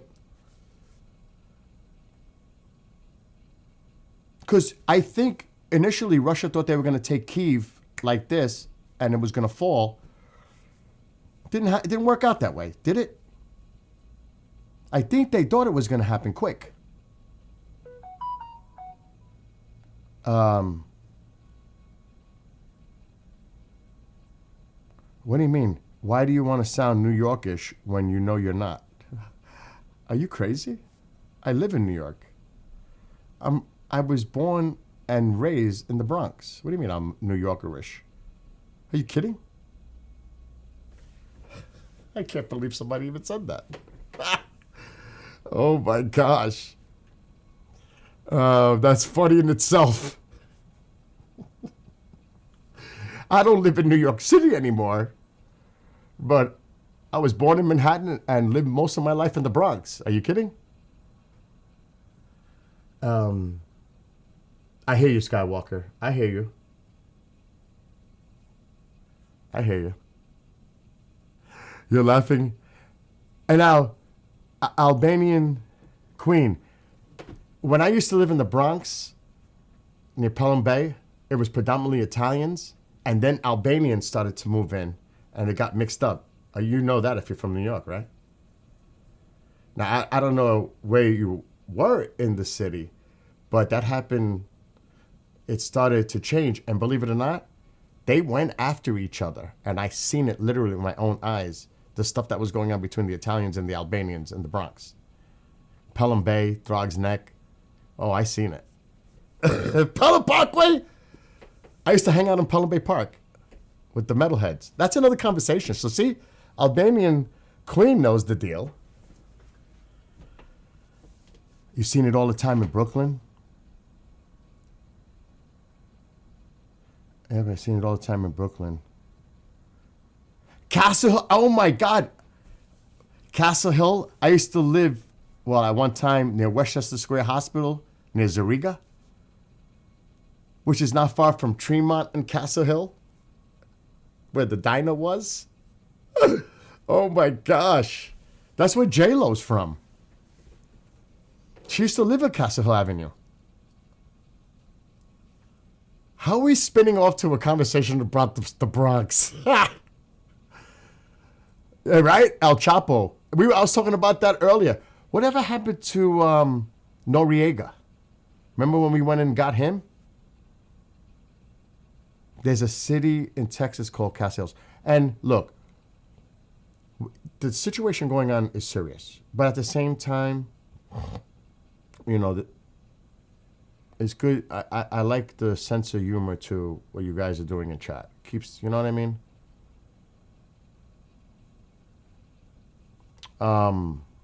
But, you know, we have to see what the president will say in about 2 hours. But I can't believe how many actual New Yorkers are in here. That's actually, I'm surprised by that. But you also know this, for those in the city, how much it's changed over the years. You know that. Well, a lot of people also now. Ali, if I'm mispronouncing your name, I apologize. Again, there's people's, you know, it's varying opinions. A lot of people in the United States do not want the United States to be the world police or get involved in any prolonged conflicts or wars. You know, that is, I think, I would say a majority. And I cannot speak for everyone else, but I think that would be the consensus, is to stay out of these freaking conflicts. So I understand your point when you say that. And look, somebody just wrote, finally Venezuela is free. Thank you, Trump. So, you know, we have to see the real video images coming out of Venezuela before people start flipping out and saying, oh my gosh, because those people might be happy, no more. I mean, but we don't know what kind of political state is going to take over or move in or be replaced. We just don't know these things yet. We have to see how this plays out. Oh, we are seeing it. I mentioned that earlier too about the oil. I did. Yes, he didn't. He said it. He said it straight up. He wanted him out of office. He actually asked him to leave voluntarily. That they would help get him and his wife and their son out of the country.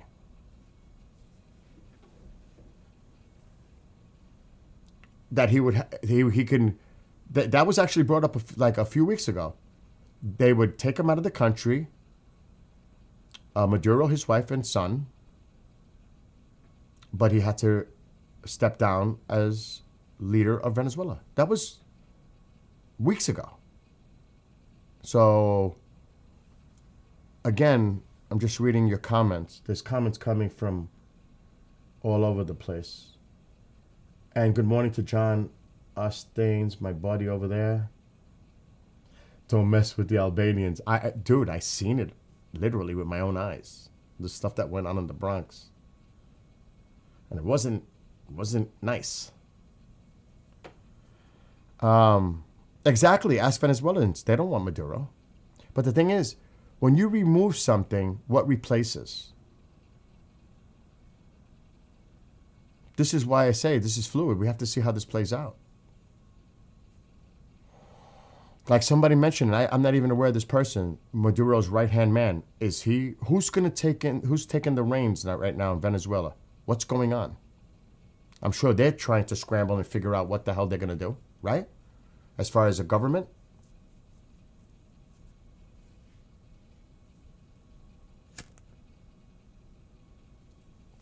That's right, Pete. There was a 50 million amount.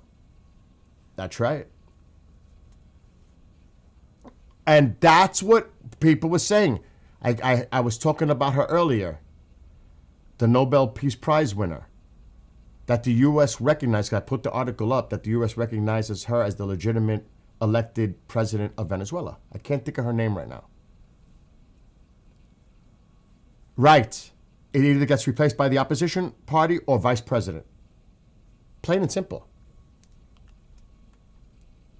With the military, but I mean, their military didn't look too impressive, did it?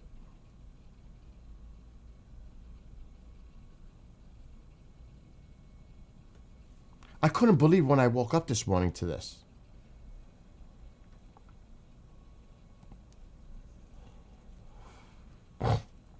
And I know the focus right now, and I pray for the people of Venezuela. And I know the focus right now is on Venezuela. But remember what's going on in Iran. Do not what's going on in Venezuela is one thing. There's a lot of people risking their lives right now protesting in Iran. I mean, if you haven't been paying attention to that, maybe you should keep an eye on that as well. 46 years. So there's a lot going on right now. A lot. And the president will be speaking in under 2 hours. It's like I said earlier, what a way to start the new year, huh?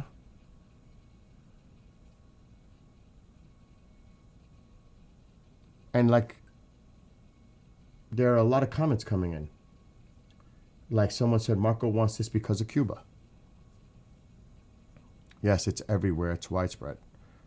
It's like a tinderbox. I said this, I wrote a song about this in the lyrics.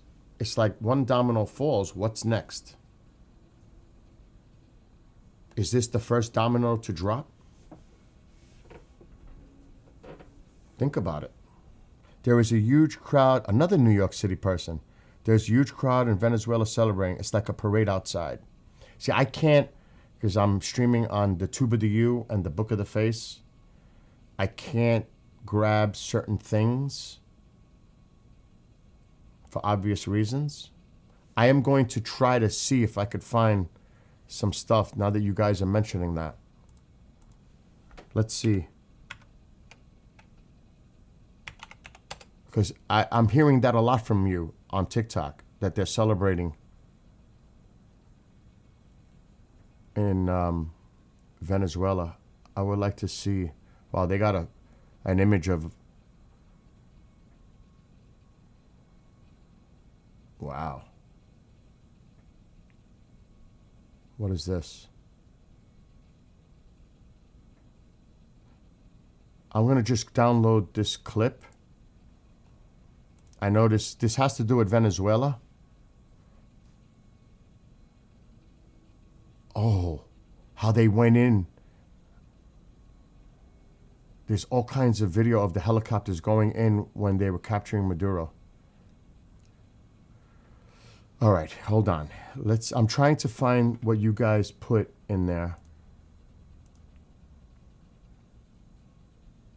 And I'm not doing this to glorify it or anything. I just want to try to provide the information. You know what I mean? Because there are people that do that. It's not what this is about. There's a lot of people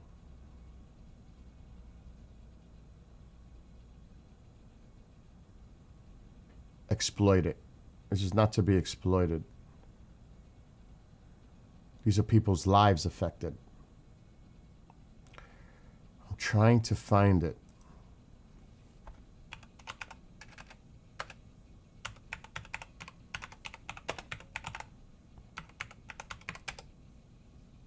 So just give me a second.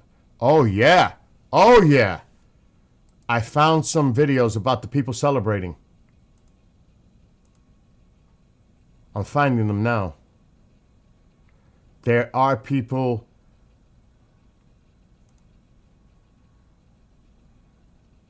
I got one video so far. Another video. This looks like this happened right after because it's still dark. Because obviously it's daylight hours now. Oh, there's one from this morning. I'm in tears. Venezuelans are flooding the streets, draped in and waving their national flag, celebrating the capture of Maduro and the fall of his regime. That's the caption. I'm downloading the videos. I'm going to play them. And it's the same clip. There are people dancing in the streets. Literally, dancing. That's what I mean. Oh my gosh, look at all the people celebrating on the streets in the morning hours. This is what we need to see. The media needs to put this on there. And, you know, and it's about what the people of Venezuela are thinking and feeling right now. Forget about everybody's opinions looking from the outside in. What are the people of Venezuela feeling right now? That's what's important. It's their country. Wow, they're tearing everything down related to Maduro already. I'm going to just download these few because I could be here all day downloading these videos. Seriously. But we need this. I think this is important to share with people. The reaction on the ground. Because I don't know if the media is going to do it. To be honest. I don't know. Okay, let's see what we got. Because I've been downloading a lot of videos, so here's one. You ready? I can't put the sound.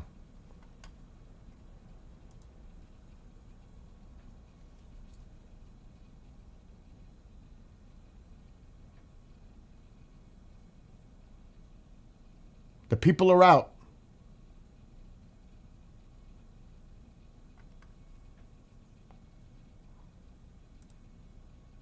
Well, you would have to ask the president, and the president, you're going to have to, if you have questions about why all that, well, let's listen to what the president has to say at 11 a.m. And a lot of people will question the whys and all that. I mean, that's legitimate. Let me see what else I've got here.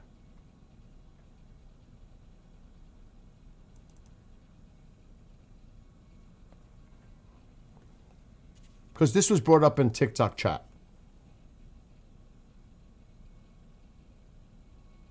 Okay? This is what's going on this morning in Venezuela.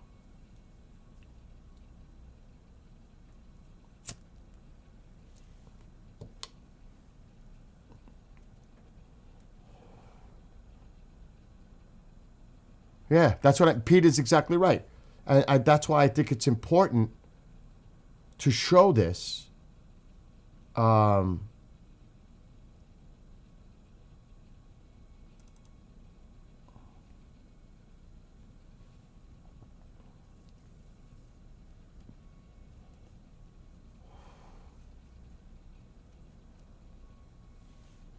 So you're seeing some of the images coming out of Venezuela. Exactly. And I'm not watching the news, obviously. I'm here. But mainstream media will spin it however they're going to spin it. But this is what's really, truly going on right now on the ground in Venezuela.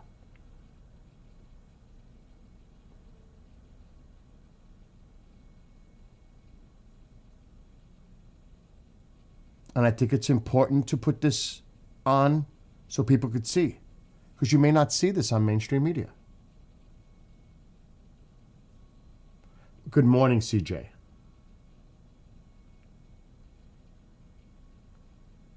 Look at them. They're hugging. There's people dancing. I mean,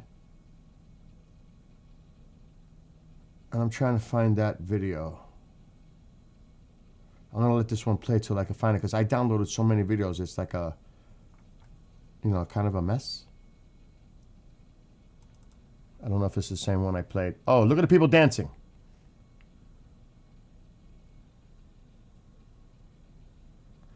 And this is Spanish. Venezuelans celebrate in the streets of Santiago. That's what that says in Spanish. This is from a Spanish network. And I can't put the audio, obviously. I could talk over it. There's nothing wrong with that. So what about this?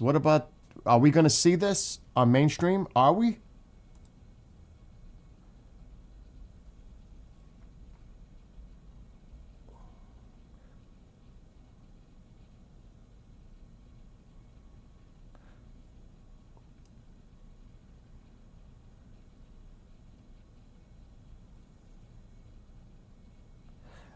For the person that said, talk to me, what does this mean for us? I would suggest in about an hour and 45 minutes, you put the news on and you watch what the president has to say. That would be my advice.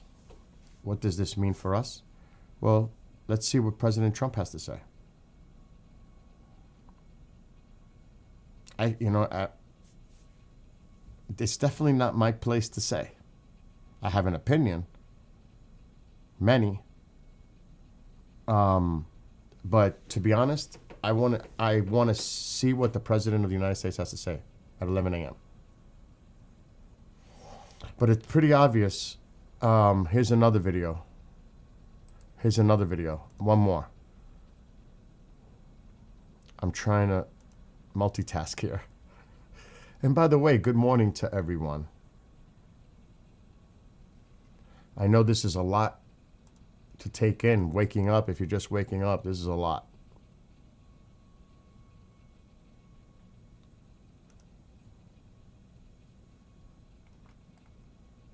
All right, I'm waiting for this video.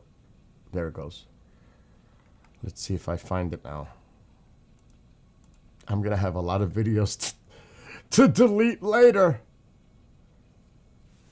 All right, what does that one look like? Maybe it's MJ. It starts with an M. This one. All right, hold on.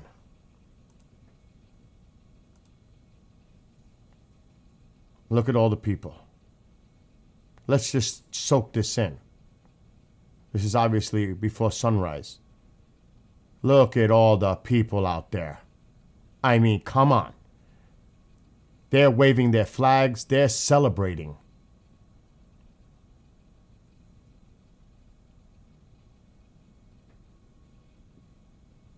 And look, good morning, Brenda. Remember, as I said, we all have our opinions as long as we are respectful to each other. Everybody has a voice. And obviously, there's a lot of things we may agree or disagree with. But that's okay. And that's what makes us free under a democracy. Where a lot of there are countries out there that you can't voice your opinion. And, we are blessed to live in a country like this, regardless of what you may think. At least we have those freedoms.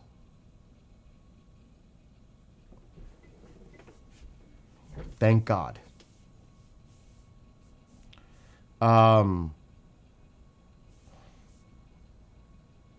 So, like I said, I was literally woken up by people calling me. I'm like, they kept calling. I'm like, why is somebody constantly calling me? What's going on? Something must be going on. I woke up at 6:30 this morning to see this, I was like, whoa. And I'll say this too. Somebody brought this up on TikTok chat, and CJ, don't make me laugh. Because there's other platforms I'm streaming to, by the way, TikTokers. Regardless of what you think of this, United States went in, took out their defense systems, rapid response, precision, scooped up Maduro, and got him out of the country with his wife. I don't know about the son.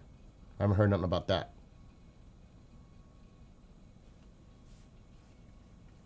This was a well-planned, well-thought-out operation. Regardless of what you think about it. You know? Because you're going to hear people say this is a crime to attack a sovereign country. A lot of people are going to say this was justified to free the people of Venezuela. A lot of people are going to say this is about oil. This has nothing to do with the drugs. You know, there's going to be a lot of opinions out there, and that's fine. But like I said earlier, numerous times, what are the people of Venezuela feeling and thinking right now? And I think it's pretty clear, so far what I've seen, that they're celebrating. Based on what I've seen. And I can't imagine like some of what people saying in here. What is the media doing right now? What is the media doing right now? Are they showing this? Are they showing the people celebrating on the streets? And there's like, it's all over X. It's all over. I mean, I could spend all day downloading all the videos that I'm seeing on X. It's not like they don't have access to that.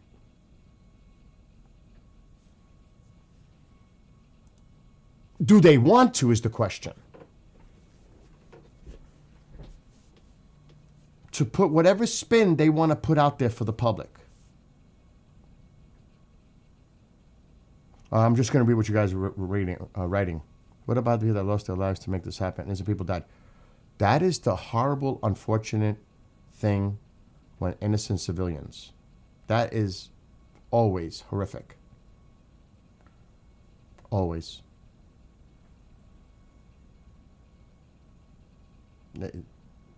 Can't say much on that. It's horrific.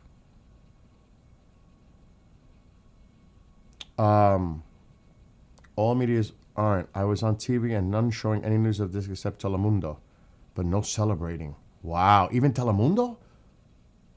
Yeah, because people are happy they got rid of a dictator, which the media isn't covering. They aren't showing the areas I gotta be careful on TikTok when you write stuff. And why, when they were taking the ruler. I have to be careful on certain words. They are just saying that it's so bad. Please stop glorifying this action. I'm not glorifying it. I've brought up everybody's opinion on this. I am not glorifying anything. I'm making everybody's points here. Everybody's opinions matter. I am not justifying it or denouncing it. I'm voicing what people and saying what people are saying here, giving people a platform to voice their opinions. I'm just saying, I'm not. If you've been watching for a while, you would know that that's not the case. The big media is falling on deaf ears. Look at the single kid who exposed all the fraud. That's media. You have international law for a reason. Yeah, Motown is right. I mean, this is definitely, but the Paper Tiger U1 is probably going to have an emergency session. And like somebody said, this is an attack on a sovereign country. Regardless, there's international laws. So there's a lot going on here.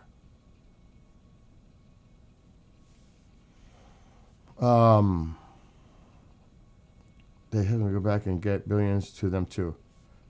Like I brought it up earlier. Is it about the oil? Venezuela has one of the largest oil reserves in the world. There was no involvement with or notification to Congress. I don't know that for fact. I don't know if they told the Gang of Eight last night that this was going to happen. I don't know. I can't speak to that. I don't know that. If they were given prior notice what was about to happen. I just don't know that. And I can't speak to that. Because I don't know.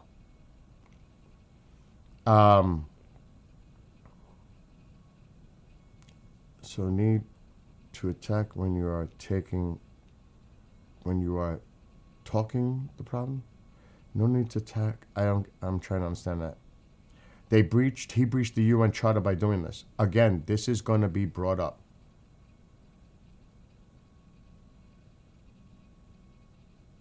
Remember, this is a fluid situation. It just happened literally hours ago. There's going to be a lot of debate and questions on this. There'll be support and those that say this is a war crime. But like Fish and Fitness said, look, the people are celebrating in Venezuela, and I've downloaded a few clips already. They're celebrating.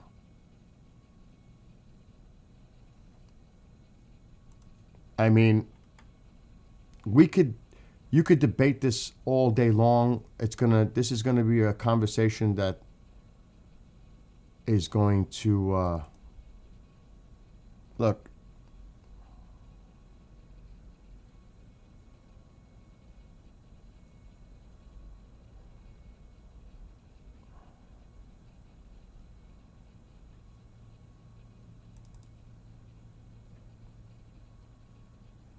Well, this is this early this morning before sunrise, obviously. But like I just want to make that point. Is mainstream media covering this? I don't know. So I'm sure many of us will be paying attention to this. And remember, the president will be speaking in about 90 minutes to the nation.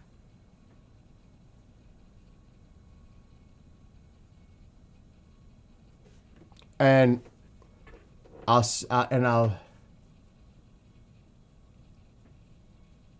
some people are celebrating, as my friend said in the chat over here.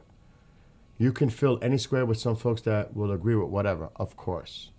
Because I'm sure there are people that are supportive of Maduro that aren't too happy this morning. And it may be good for Venezuela, but I don't know enough about the situation to know if this is good or bad. If it's got bad motives, for sure. I know what I won't be watching. Oh, okay. Oh my gosh. So, you know,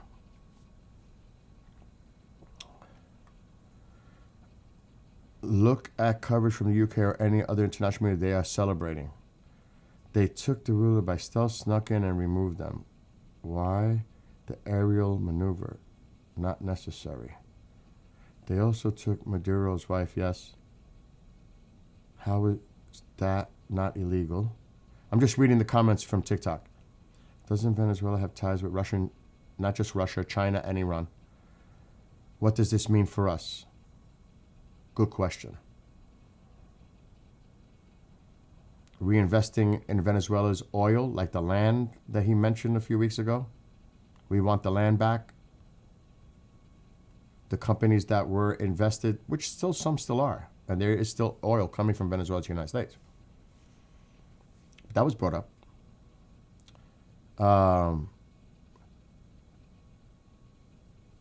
I don't want to read that comment because I'll get in trouble tweeting. Believe me, it doesn't take much on this platform to get, you know what I mean? But, oh my gosh, KJ. You're right. The same way we say about the influence of China, Russia, Iran in our backyard neighborhood, just think how Russia feels with NATO's presence and everything around them. I'm just saying that just to put that in perspective. I'm playing something's advocate. I'm just stating that. I'm not saying I necessarily support that in an opinionated way. I'm just saying, on the flip side,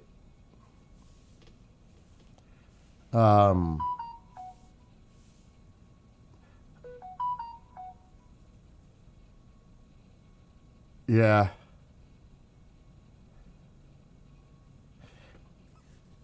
You guys, like all of you, every one of you, Robert, all of you are bringing up valid points. So,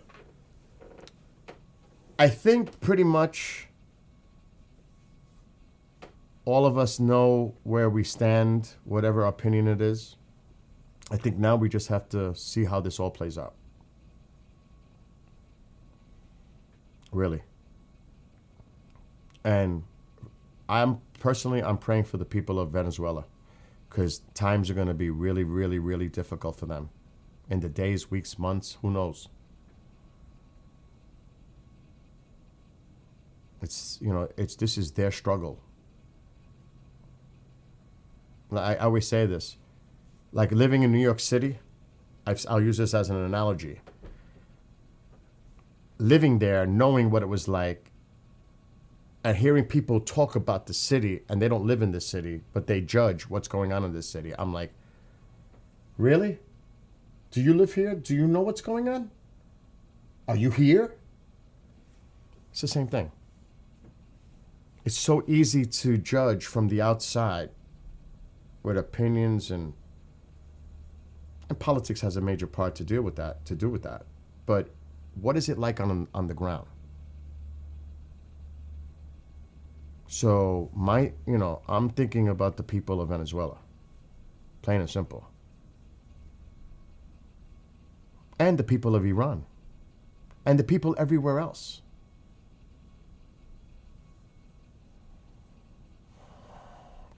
I live in a rural community in upstate New York. It's quiet. It's peaceful. I've been living here in this house for 20 years. There has never been, and I'm saying never, a crime in a felony way in my area. That's amazing to think about that. But think about how other people live out there and the conditions they live under. I can tell you stories in New York City that I experienced years ago, driving to Yankee Stadium for a game. I'm in the South Bronx, stopped at a light when gangbangers are shooting in front of my car at each other. And I'm like, oh my God.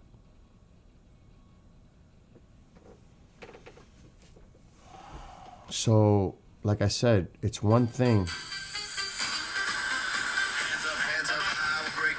Chris, I'll call you back because I'm live streaming. There's a lot going on. The president is going to speak at 11 a.m., so I would definitely say keep an eye on and watch that. Did you see the videos I sent you last night on Messenger? I did. The stuff going on in Iran, I did. Yeah. I actually shared them on the screen last night when I was streaming. Oh, wow, okay. But it's all about Venezuela right now. What's going on in Venezuela? Oh my gosh, dude. Go turn on the news. Or better yet, go to X and look at what's really going on in Venezuela. Okay. Go. Call me. Call me later. Bye. Bye.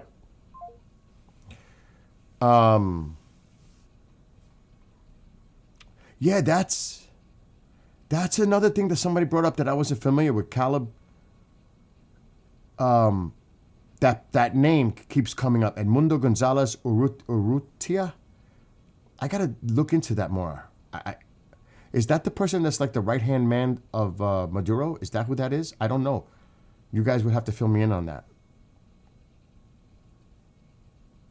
He was elected by the people. I would have to look into more on that. I would have to research that. You know, I can't speak on something I will not when I am not familiar. In July 2024,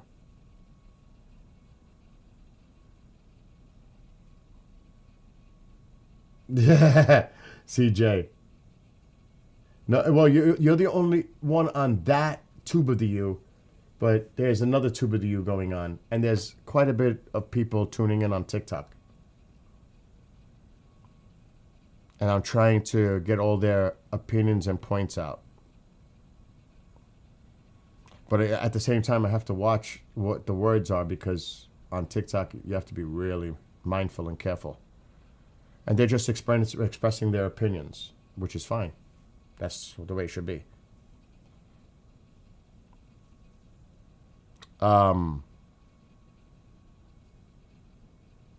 And you know what's cool in a way, what's cool about what's going on? You guys are having a conversation going back and forth respectfully, and I have total respect for that in itself. You know, I like that you guys are going back and forth. You're debating, and you're making your points, and you're kind of responding and listening to each other, despite the point that you don't agree. You know what I mean? I think that's a good thing, in my opinion. Exactly. It's what the Venezuelan people, that's what I was trying to make the point a few minutes ago. It's what they're thinking and feeling right now. That's the bottom line. Just like in Iran. Same thing. It's their country. They got to live there. It's their livelihoods. That's at stake. Their futures. Their families, their loved ones. How does it affect them? How do they move on from this? Does this mean they're going to prosper and things get better? That's what it's about. But it's way too early, because this is so fluid.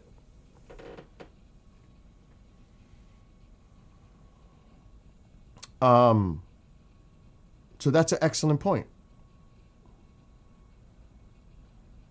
And yes, I was looking at that too, of all the people celebrating and everything else. But at the same time, I'm sure Maduro supporters aren't too happy right now.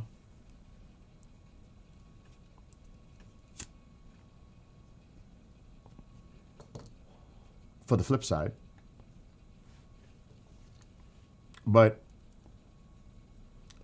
do you honestly think they're, with the way, and again, we're looking at this raw. Do you think that is there going to be clashes between Maduro supporters and people that are celebrating? Or are Maduro supporters now just going to stay on the low? Right? It's an interesting question. And like somebody just brought up, what about Colombia? What are they thinking right now? What about Mexico or Peru? What are they thinking right now? I bet you they're scrambling in Colombia. I don't know so much about the Mexico thing, because that's a big one. Because it really is Mexico. I could bring up the chart.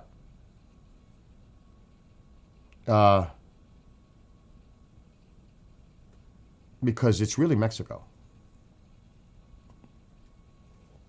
And I have a U.S. document that was created last March by our government stating that. I showed it earlier. And it was submitted to Congress. This one. Just to put this in perspective. And I have it right here already, the document. This is extensive. Mexico is the principal source and transit country for illicit drugs trafficked to the United States, including fentanyl, methamphetamine, cocaine, heroin, and marijuana. Mexican suppliers are responsible for production of most fentanyl, heroin, and methamphetamine destined for the United States. Mexico is the largest source country of fentanyl and fentanyl analogs traffic to the United States. Mexico-based Sinaloa and New Generation Jalisco cartels are the primary distributors of fentanyl and fentanyl analogs in North America. Companies in the People's Republic of China are the largest source of precursor chemicals and equipment used to manufacture illicit fentanyl and other synthetic drugs in Mexico. So Mexico. And this is an actual document by the United States Department of State Bureau for International Narcotics and Law Enforcement Affairs. It was done in March 2025, and it was submitted to Congress. This is an actual document. To put these things in perspective a little bit. And that's another video that I showed earlier this morning. Exactly, Robert. They are the major transit hub. And it's like 83% of people trying to smuggle it in points of entry into the United States are American citizens. That you can look up on another government site, United States Commission of Sentencing, and the arrest involved in fentanyl. It's like 83% are American citizens arrested on trucks, vehicles, persons, points of entry, legal points of entry.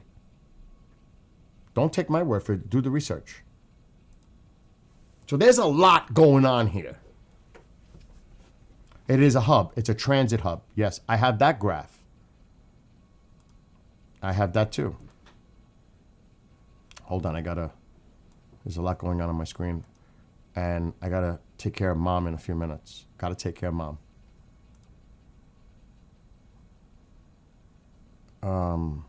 Let me see if I can find it. Here. This is a chart I'm going to share on the screen. Robert brings up a valid point. And it shows that. Mexico, fentanyl, methamphetamine, heroin. Colombia, cocaine. China, the fentanyl. Peru, also cocaine. But look, Mexico, transit hub. Exactly what Robert said, coming into the United States. And the report that you just seen, the 2025 U.S. government report, I just showed that on the screen. For context. Just to put everything in a little context. Based on statistics and data and an actual U.S. report.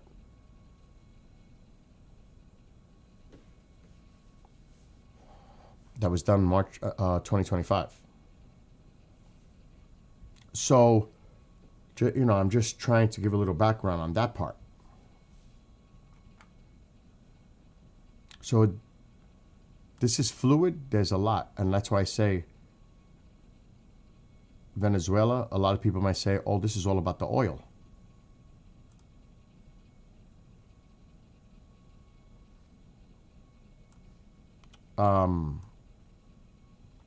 And there's a lot of questions.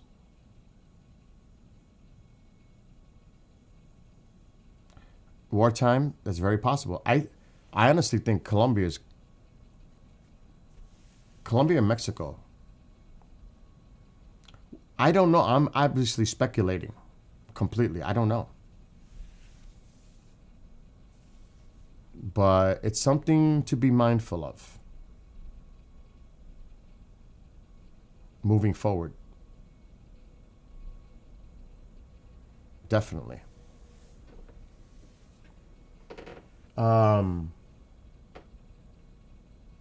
CJ, I see that. Thank you, CJ, for that. So, I would just say, be open-minded, be objective, try to see the information coming out, because I don't know necessarily what the mainstream media is doing right now. Do your own diligence, do your own research. There's places that you can get the information. Like, I'm going to be keeping an eye on X of these videos coming out of Venezuela and also out of Iran.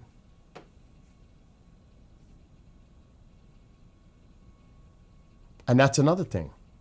What is China and Russia's response? I think China's going to stay silent because I think China's like, okay, I think China's prize is Taiwan.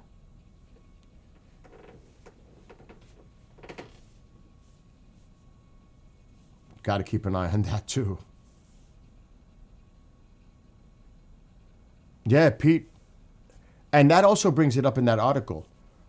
The states involved with the trafficking: Texas, California, Oregon, California, even Western New York coming in from Canada. Because I've done extensive research on this. And I probably missed a couple. Arizona, but Washington State. You're right, Pete. Tell exactly what you just said. Pete, you bring up a very important part. I could speak from my chair living in New York, but talk to the people that live near that border and what they go through. They live there. They know what's going on. Try telling them what they know living there from someone who doesn't. You cannot relate. You don't know what's going on. You're not here. So I don't want to hear it. And I totally get that. Just like we don't know what's going on truly in Venezuela. But it looks like, from what I'm seeing right now, the general consensus is that people are celebrating.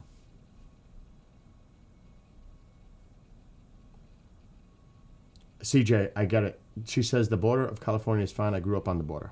But again, that's your personal experience. Like I grew up in New York City in the Bronx, near Pelham Bay. It was a good neighborhood.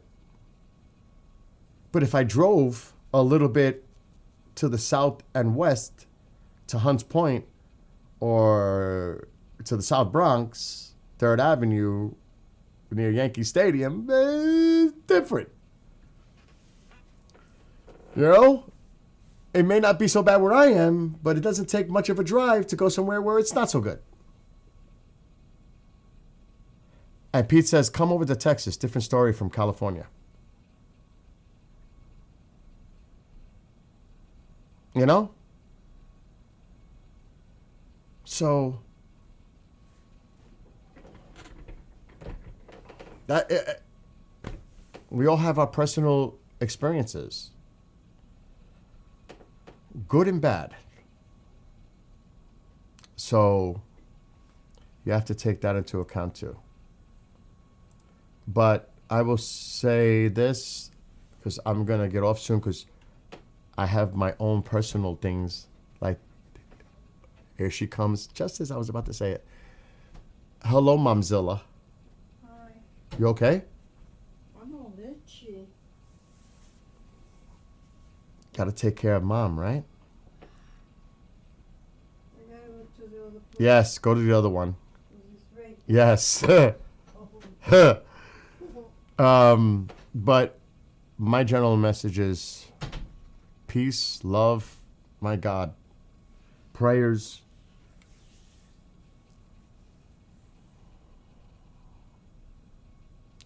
You're gonna go read now? Yeah, I gotta go take care of Mom. I gotta give her a medication. Make her breakfast. Make me breakfast. So it's not just about Mom. I gotta take care of me. I gotta walk the dog. I gotta feed the cats. You want to see something before I go? That's adorable. On a lighter side. And remember, the president will be speaking in a little over an hour. I'm gonna show you something in real time. Now, I don't know if my camera's working outside, but we take care of the feral cats for many years here. And I have the Ring doorbells. I have 3 of them. And it is cray cold here right now. Alexa, what's the temperature? It's 22 degrees right now, with a high of 28. What's it and a like low of in 19 Texas? today. There's a 35% chance of snow showers tonight. And California, I don't want to hear it. I don't want to hear it. How beautiful it is where you all live. Temperatures. What would you like me to add? That's what it looks like in front of my house right now. It looks so cold out Okay, there. opening the Alexa, outdoor stop. camera. 68 degrees in San Antonio. Oh, I'm jealous. It is 20. What did it say? I can't say she. It's like 22 degrees. Doesn't look too windy, so the wind chill can't be, but it's cold. Now, and sunny. I'm coming down to San Antonio. I will, KJ, I'll talk to you privately on TikTok about your PDF. I'll check it out. So, watch what happens in a second. I'm going to literally go outside. And you're going to see the cats unless the camera's offline. The battery. That's unfortunate. Oh, man. And I can't swap the camera. I don't know if the other camera would detect me going out there to feed the cats because it's out of view. I could maybe swing the camera, or I could take the camera off. I'll try that. It's the only way that's going to work because the other cat, the battery's exhausted. But watch, before you all leave and I say goodbye, and my love to all of you, and have a great weekend. Pray for peace. That's what I do. And I'm definitely going to light a candle because that's what I do. For everyone.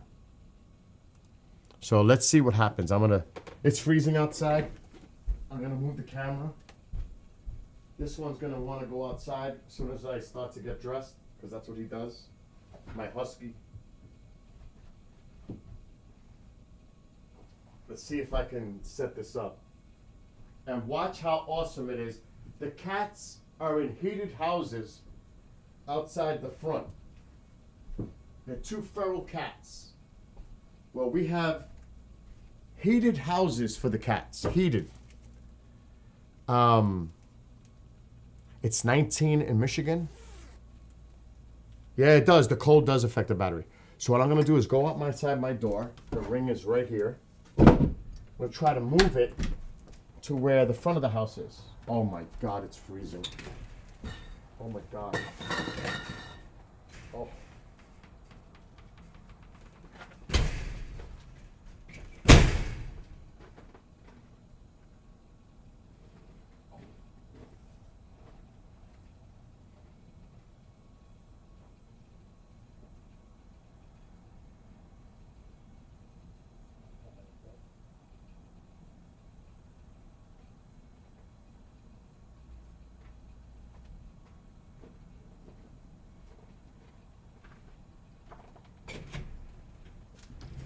All right, let's see. Yeah, we got a view now. Okay.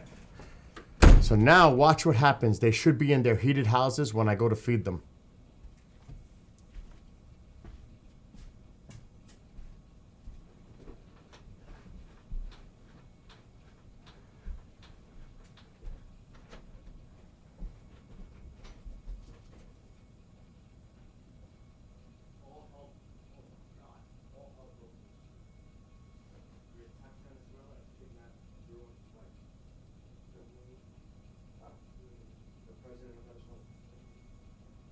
What? Wait, hold on. I'm doing something. I'll be with you in a minute, Ma. Give me a minute. I gotta open the door.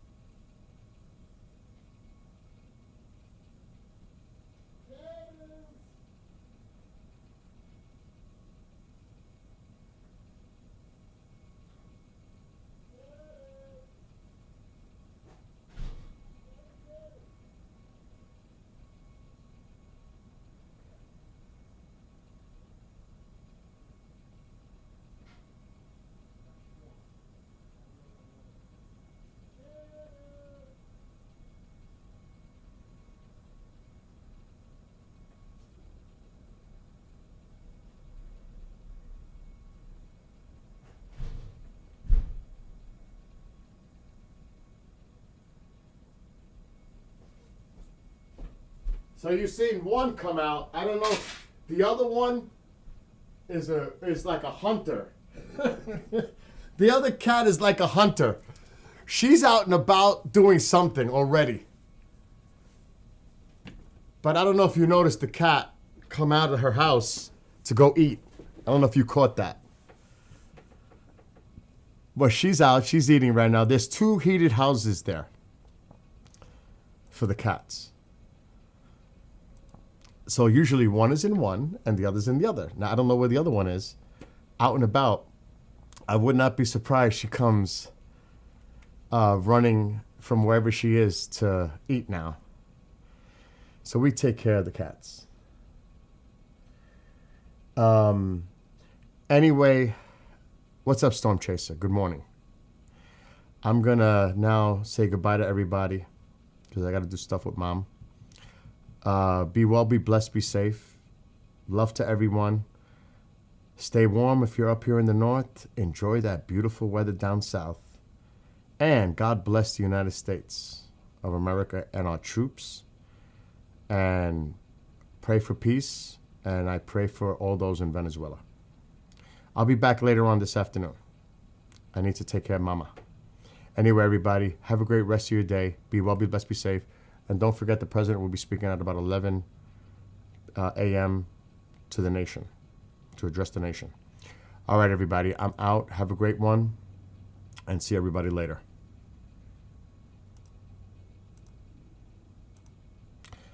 And for those, now that I'm off of TikTok, Toxic, John, CJ, anybody else that may be watching on the other platforms, you all have a great one. Same thing. Be well, be blessed, be safe. Have a great weekend. And